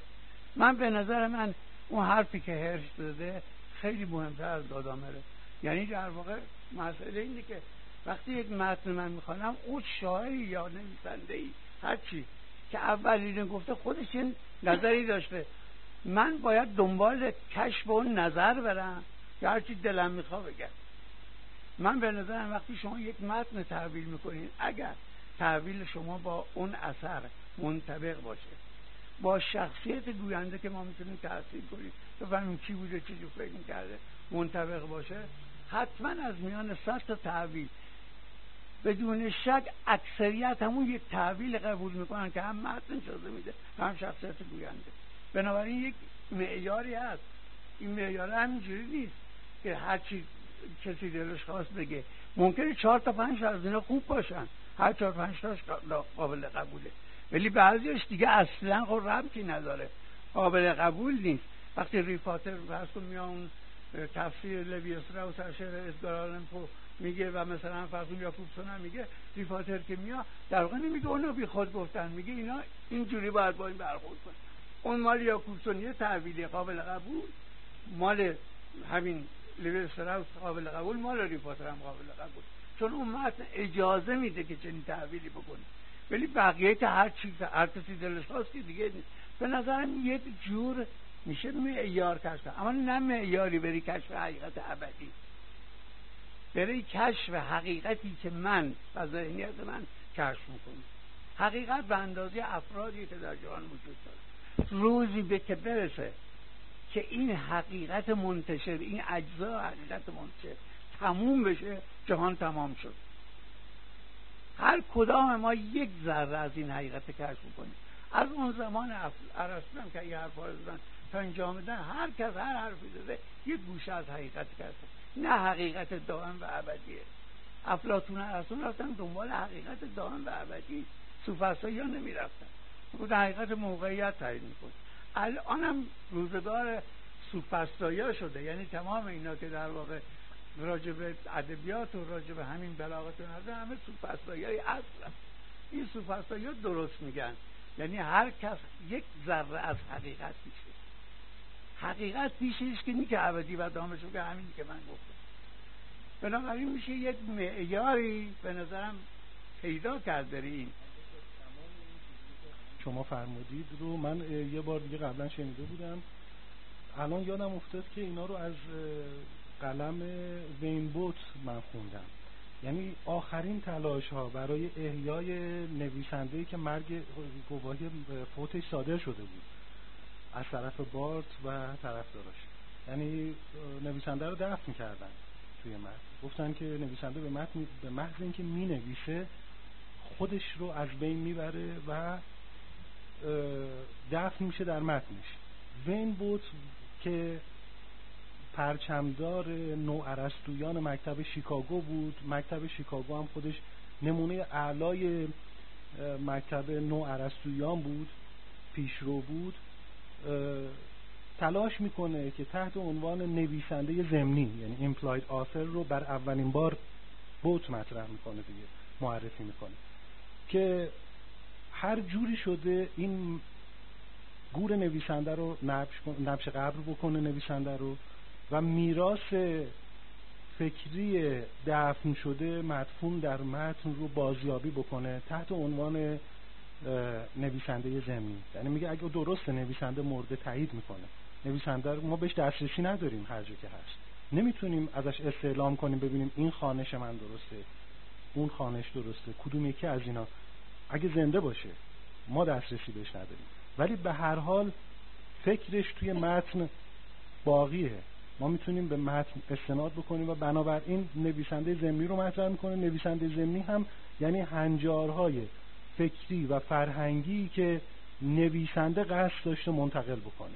یعنی معیار داریم، یه معیار نسبی داریم، ولی اون معیار تو خود متن نیست، اون معیار عرف و اجماع و سنت، یعنی دانشی به اندازه کل جامعه زبانی درباره اینکه مثلا یه شعر یه غزل چی باید باشه، چجوری باید باشه، ویژگی های بلاغی چیا هستن، ولی یه دانش ناخودآگاهی در به وسعت اجتماع و به عمق تاریخ.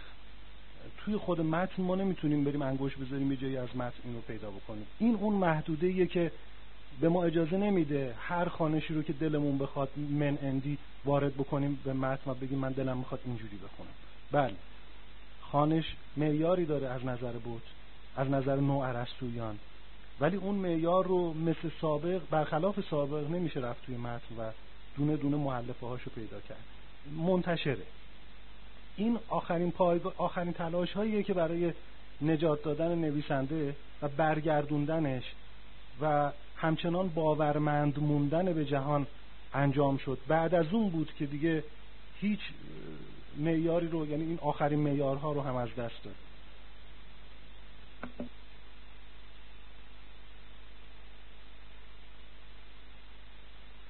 چیزایی به نظر برسه که کم داره. این علتش اینه که قبل از ایشون آقای امارتی رساله‌ای نوشته بودن راجع به رتوریک به شکل در واقع سیر تاریخی رسید.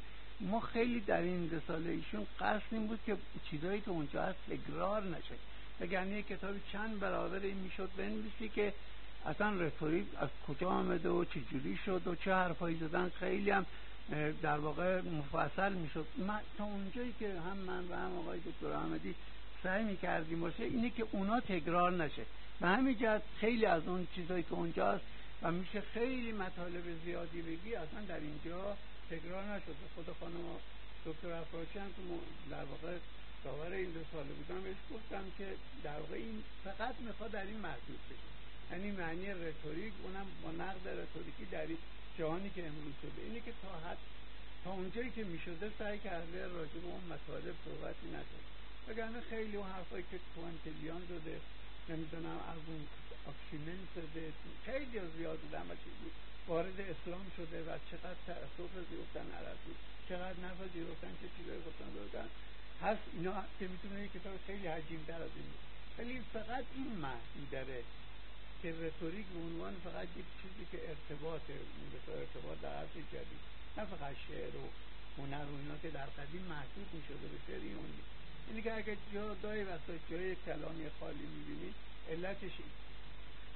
خیلی ممنون، متشکرم. کسی سوال داره از آقای دکتر احمدی؟ متشکرم از آقای دکتر. برای من به شخص فرصتی بود که هر چند اندک اما فرصتی بود برای آموختن. متشکرم از خانم دکتر و آقای دکتر. به رسم جلساتی از این دست دوستان اگر سوالی دارن کوتاه و مختصر در خدمت هستیم. آقای دکتر هم پاسخگو خواهند بود. اینجا مختصر معنی نداشت تا جایی که من دیدم. رتوریک جلسه اصلا اجازه نمیده به این قضیه. یه شعری هست که یادم افتاد، میگه که بسته به 5 فصل کتاب، میگه فصل اول فصل آغاز یه راهه، 4 فصل رو میگه، بهار و تابستون و پاییز و زمستون. میگه فصل 5 فصل دلشوره و فصل انتظاره. فکر کنم تو فصل 5 جوابی داده نشده. از مجموعه حرفا البته بیشتر کتاب تاریخچه و اینا بوده، چیز دیگه هم نیست چون این رتوریک کتاب بوده، ولی تا اونجا که صحبت ها رو شنیدم ما الان نمیتونیم وقتی برای یه جمعی که داره دیسکورهای متفاوتی هستن، ما الان اینجا نشستیم میتونیم شما یه رتوریک برای اینکه یه جمع محدودی از یه دسته خاصی، ظاهرا همه دانشجوهای دکترا و اینا هستن، من نمیدونستم، فکر کنم از بیرونم زیاد میاد، طرز پوشش فهمیدم بیشتری ها مال اینجا، من از بیرون اومدم.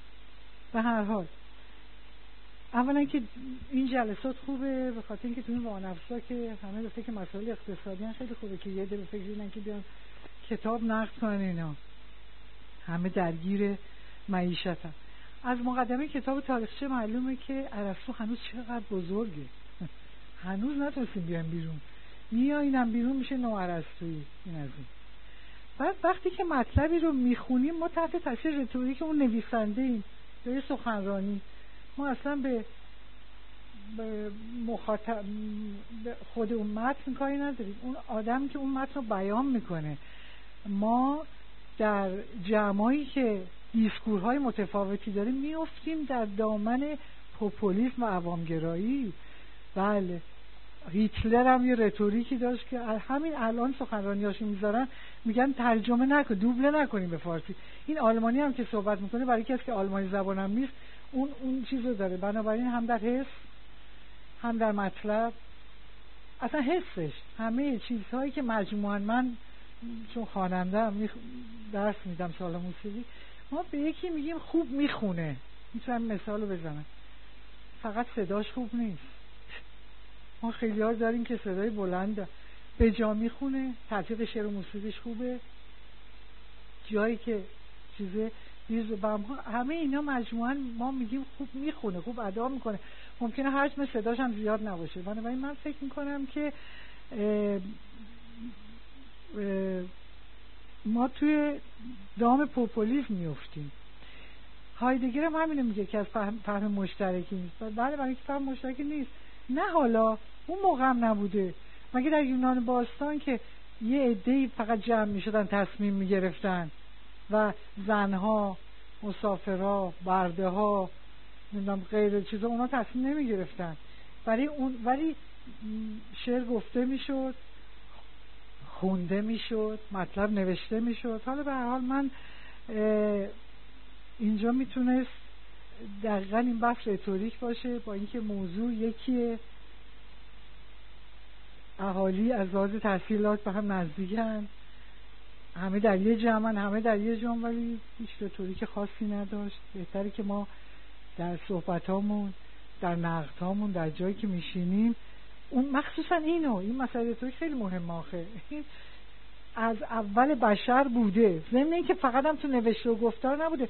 برای آقای دکتر یادآوری میکنم که نقاشیایی که از قدیم مونده و خطایی که به شکل نقاشی بوده، مثل حالا که البته چینی‌ها، ژاپنی‌ها بخشی از اون مونده، یا خطی میخی که بوده، اصلا نقاشیایی که همین الان هم یه جایی هست، اونم یه جوری انتقال مفهوم بوده، حتما کلام نبوده و بلاغت هم نیست. همونطور که شما فقط خانم دکتر گفتن انتقال موضوعه. طبیعتا هر کس که میخواد منتقل کنه میخواد اثر در مخاطبش بذاره، وگرنه یه سخنرانی کسل کننده میشه، یا یه صحبتی میشه، کتابی میشه که باز نکرده بسته میشه. بنابراین باید بگیم رتوریک اینه. من مخالفم به این که بلاغت رو بیاریم تو.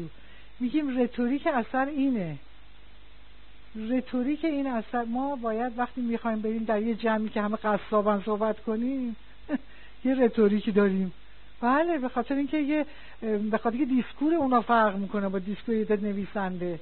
شما در یه جایی که یه عده ادیب نشستن نمیتونین همون حرفی رو بزنین که یه عده اومدن نمیدونم ورزشکار هستن میخوان. بنابراین هر کدوم چیز خاص خودشو داره، پس بسته به دیسکور هست. اصلا میشه براش چیزی قائل شد در جا. ولی وقتی عام صحبت میکنیم، بله، خیلی از رهبران که عام صحبت میکنن نفوذ کلام دارن، پوپولیستن و همه این آدما و اصلا کلمش نبوده. من تکرار میکنم، مثلا ماکیاولیستا وقتی صحبت میکردن، عمل میکردن، اونم یه رتوریک بوده. بله، من میخواستم کوتاه صحبت کنم اینجا، هر چی بحث پیش اومد یادداشت کردم، یادداشتم همه چیز شده. ولی امیدوارم که این جلسات نقد از این به بعد بیشتر فرصت بدن کسایی که اومدن، که من به خاطر عجله در اینکه وقت نیست دچار پراکنده‌گویی شدم، عذرخواهی میکنم و به هر حال استفاده کردم. مطلب بحث خیلی مهمیه رتوریک که سالهاست بدون که اسمش آورده بشه رعایت میشه و تمام اونایی که موفقن میرن که رتوریک خاصی که با توجه به جمعه رعایت میکنن. متشکرم. بفرمایید. من سلام عرض میکنم. البته اینجا جمع ادبا هست و زباندان ها و شاید خیلی روشن شد و شاید خیلی مناسبت نداشته باشه یا موضوعیت نداشته باشه که من بخوام بحث مطرح کنم. منتها یه نکاتی به ذهنم رسید، گفتم شاید بد نباشه. الانم که بحث بینارشته‌ای خیلی مد هست، من دقیقاً معنی مد رو میگم چون خودم خیلی به بینارشته‌ای اعتقاد ندارم، ولی گفتم شاید از اون لحاظ یه رتوریکی اتخاذ کنم که بحثام شنیده بشه بهتر. من کتاب آقای دکتر رو خیلی به نظرم مهمه، یعنی کلا من وقتی دیدم، وقتی اومد روی سکو، من اصلا هیجان زده شدم. گفتم من وقتمو تنظیم میکنم، حتما میرم سر این جلسه ببینم این کتاب چی هست و کتابو نگاه میکنم، چون برای من خیلی مهمه. خودم یه کارهایی دارم میکنم تو حوزه فلسفه سیاسی و برام مهم بود بحث رساله خطاب ارسطو و این نکته. منتها وقتی کتاب آمدم تورق کردم، نیم ساعت زودتر اومدم اینجا تورقی کردم، کتابو ندیدم و واقعا منصفانه نیست که بخوام راجع به کتاب حرفی بزنم. منم مثلا در مقامی نیستم که بخوام اینجا داوری کنم.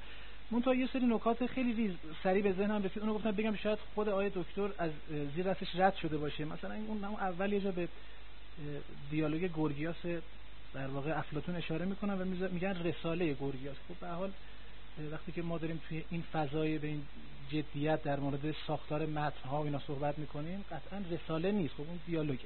اینا مثلا میتونه اصلاح بشه، شاید هم در واقع اشتباه ویرایشی بوده.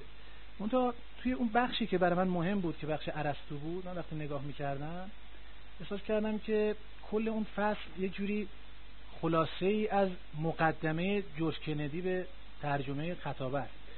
چون من اون چون خیلی ترجمه خوبیه، ترجمه جدیدی هست، ترجمه لیترال خیلی خوبه و من فکر میکنم که آقای دکتر خیلی به درستی به اون کار کردن، متمرکز شدن. من فکر میکنم خیلی تحت تاثیر بحث کندیه. حتی ساب تایتلایی که برای اون فصل انتخاب شده خیلی نزدیک به ساب تایتلایی که خود کندی برای مقدمه ترجمهش به اون کتاب انتخاب کرده. این شاید خیلی چیز نباشه و این یه چیزی رو میرسونه که تو کل این مباحث من به ذهنم رسید. اینجا بخوام یه نقدی بزنم به اون بحث خودم و اونم این هست که اصولاً کسانی که کتاب می‌نویسن، کسانی که طرح کار میکنن، خود ماها اینجا داریم کار میکنیم، دانشجوی دکتری، هر کسی، اینا شرح محورن. میدونید یعنی الان آقای دکتر خودشون داشتن میگفتن که خیلی برای من منبع پیدا کردن سخت بود. من قبول دارم که منبع مهمه، منتها الان متن خود فیلسوف ما فراموش میکنیم دیگه. میگم آقا کندی چی گفت، ایکس چی گفت، مثلا ایگرگ چی گفت، زد چی گفت.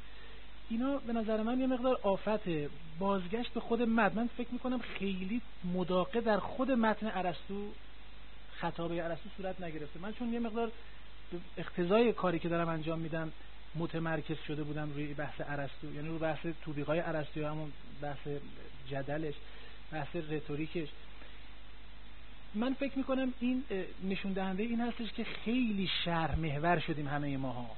یعنی هیچ اصلا از با فاصله از مقاله شما که آقای دکتر که میگن اصلا مرگ مؤلف و اینها اتفاق افتاده، اونا که دیگه خب به حال دیدگاه عجیب غریبی است. من نمیدونم چجوری میتونه باشه ارتباط برقرار کنیم. منتها به هر حال اینقدر فاصله پیدا کردن با متن فیلسوف، اینقدر وساطت شارح به نظر من خیلی آسیب میزنه. اصلا ما نمیفهمیم ارسطو چی گفته. اگر ما قائل باشیم که مثلا یه نفر اومده گفته مؤلف به محض اینکه این جمله رو نوشت خودش به دار فانی رو ودا گفت، خب اگه اینطوری باشه ما آیا میتونیم بگیم که ارسطو هم به این اعتقاد داشته؟ آیا ارسطو اعتقاد داشت که وقتی مینویسه میمیره؟ پس اگر ما اگر ارسطو خودش اعتقاد نداشته، ما اگه بخوایم ارسطو رو بفهمیم آیا میتونیم با این پیش‌فرض ارسطو رو بفهمیم درست؟ من سوال میکنم آیا این تاریخی گرایی اینقدر رادیکال افراطی که حالا هایدگر و دیگران بهش دامن زدن، آیا اصولا خودش دوگم نیست؟ یعنی خودش یک فرض دوگماتیک نیست، همه چیز تاریخی است؟ خب این یه گزاره است. بله، همه الان سوفسطائی‌ها پذیرفتن، سوفسطائی‌های پست مدرن. آیا این خودش یک مانعی برای تأمل نیست؟ آیا این خودش یک فرض دوگماتیک نیستش که ما رو دور میکنه؟ ما چرا اشکالی داره ما بیایم فرض بگیریم که نه همه چیز تاریخی نیست، بعد با این فرض ببینیم چیزی میآموزیم از رساله خطابه ارسطو یا نه؟ اگر این شکلی بده. من یه نکته آخر رو فقط بگم خیلی کوتاه.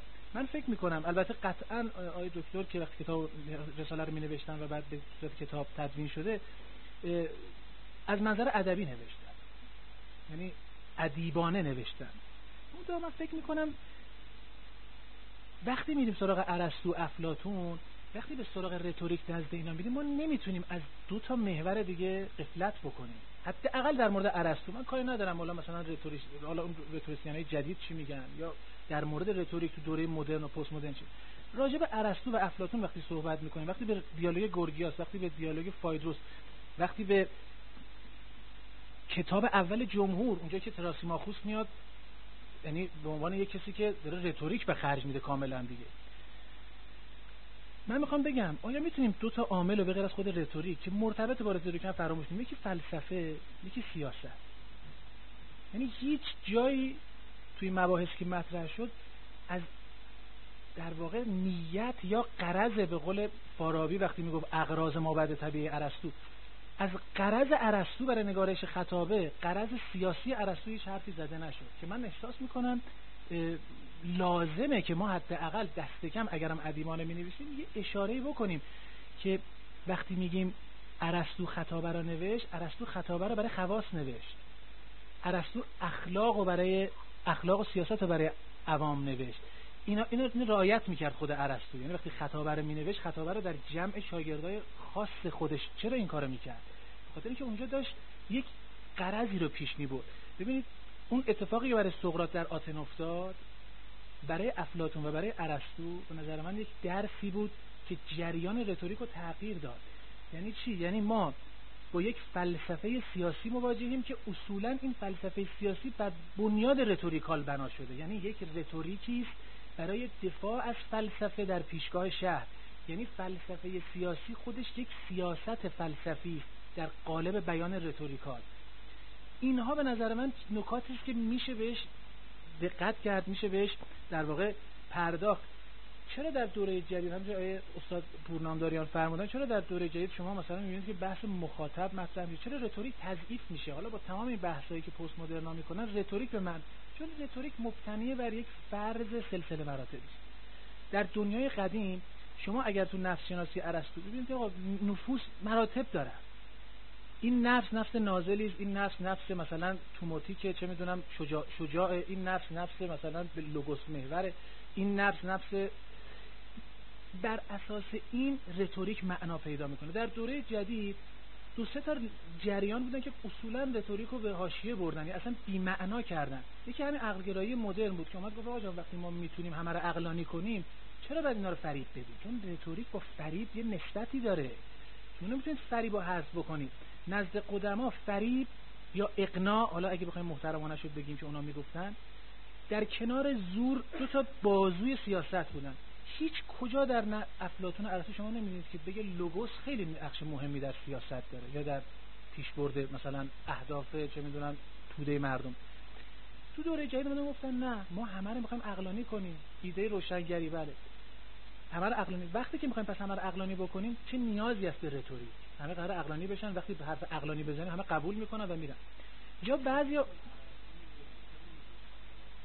ارسطو خطابه رو چرا نوشت؟ ارسطو به خاطر نه یکی اون درسته، نه اینجوری نبود.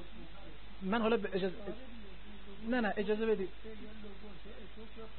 بله قبول دارم آقای دکتر. نه یه نکته رو من اشاره بکنم. یه تفاوتی هست. گفتم استفاده از رتوریک در جهت پیشبرد اهداف فلسفه این نبودش که بیاد کل ردیم. شما وقتی که من اشاره میکنم باز به دیالوگ گورگیاس، اونجا که سقراط موضعی میگیره که شما اون موضع رو میگید که این موضع رو شبیهش تراسیماخوس تو کتاب اول جمهور گرفته، پس چی؟ سقراط با دوست با تراسیم حتی تو جمهور میگه. سقراط اشاره میکنه، اگه شما میخوام بگم متن محور بحث کنیم، من با کانتکستوالیست و اینا کاری ندارم، متن خود دیالوگ چی میگه؟ میگه آقا سقراط به تراسیماخوس میگه حالا با هم دوست شدیم. یک جای آخر کتاب جمهور میگه حالا که با هم دوست شدیم، چرا بعد سقراط با تراسیماخوس دوست بشه؟ اصولا به خاطر این میخواد دوست بشه که میگه تو اشکال نداره، تو رتوریک داره تخریب میکنه فلسفه رو.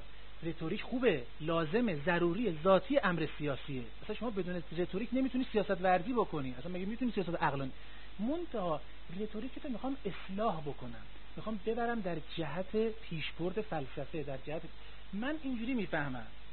حالا ممکنه که در واقع تفاصیل دیگه باشه، ولی این درش تردیدی نیست که اگر شما به ارسطو میپردازید، اگر به افلاطون میپردازید، به رتوریک، قطعاً و بلا شک باید امر سیاسی رو و بحث سیاسی و غرض سیاسی رو وارد کنید.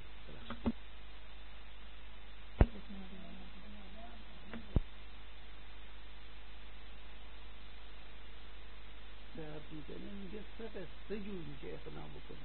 یکی از طریق خرد اول لوگوس، یکی از طریق احساسات مخاطب یعنی هم فاتوس، یکی هم از طریق اعتبار سخنور که اتوس باشه.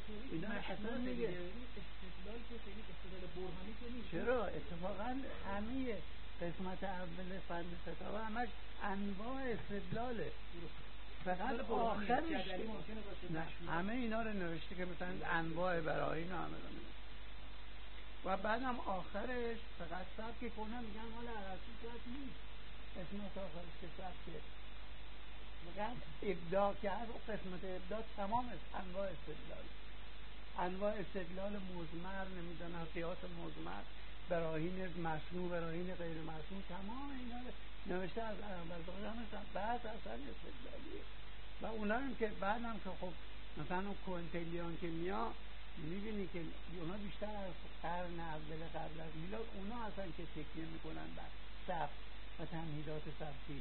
کوئنتلیان میگه باید اصلا بگی بلاغت تعریفش اینی که سخن گفته، یعنی فن ارسطو این چیزی نمیگه که باید نیکی سخن بگی، همش استدلال و اقناع و اینه در مقابل چیزا می‌نویسه، اصلا در مواجهه با سوفسطائی‌ها می‌نویسه. اونا اصلا حقیقت قبول نمی‌کنن، اونا فن سخنوریه و نقل میکنه از پروتوگراس. ولی اون جریان اصلی که شما میگید اینجوری فکر میکنن که ارسطو و افلاطون و سقراط اومدن رتوریک ستایی رو بزنن که همه چیز عقلی کنن. یعنی این با وجود به متن خود این فیلسوفان جواب دیگری میده. چون اگه به کسانوفون هم رجوع بکنید، مثلا به خاطرات سقراطی، به ممورابیلیا، به درباره تعبیر منظور، به تمام این میشه رجوع بکنید، چیزی که یعنی یک دو تا چیز داره سیاست: زور، اقناع. لوگوس نقش محوری نداره، فقط نقش هدایتگر داره. من اینجوری میفهمم.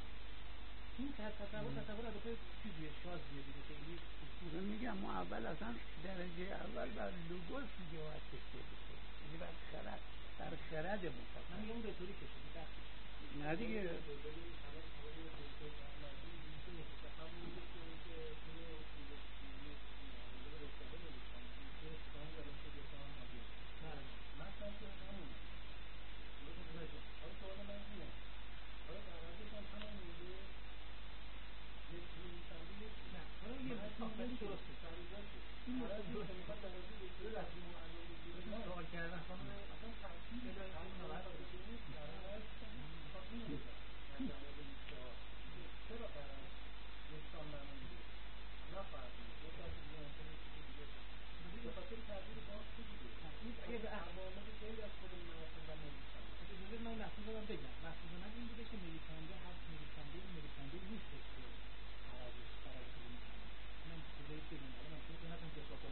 من وقتی متن می‌نویسم کجا وقتی عربی متن می‌نویسه کجا مثلا خودم با قیاس با عربی قیاس کنم.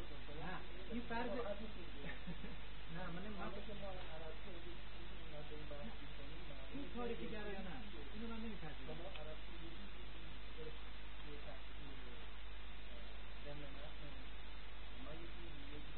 وقتی که من خودم برابر بگیرم با عربی بخونم اینجوری نخوندم. گفتم میشینم زانو می‌ذارم عربی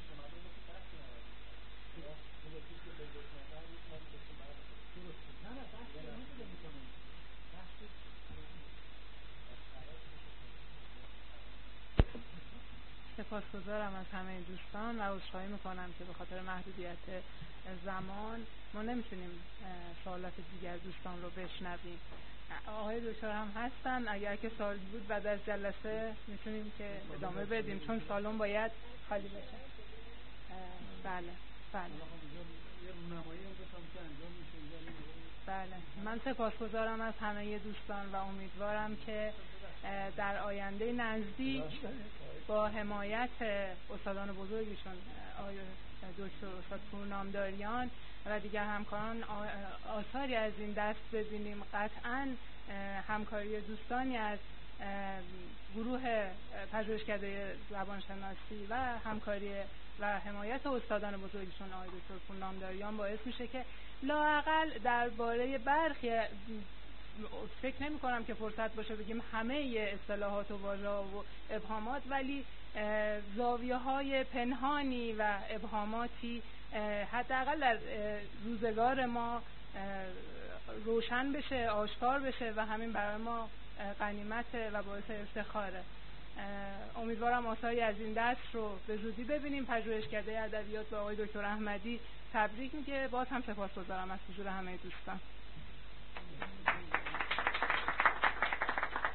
اینقدر که صحبت شد نشان میده که حداقل این رساله قابلیت اینو داشته که این روش بحث خیلی و بازم واقعا باید از استاد تشکر کرد که این ایده طرح بحث های رساله ها رو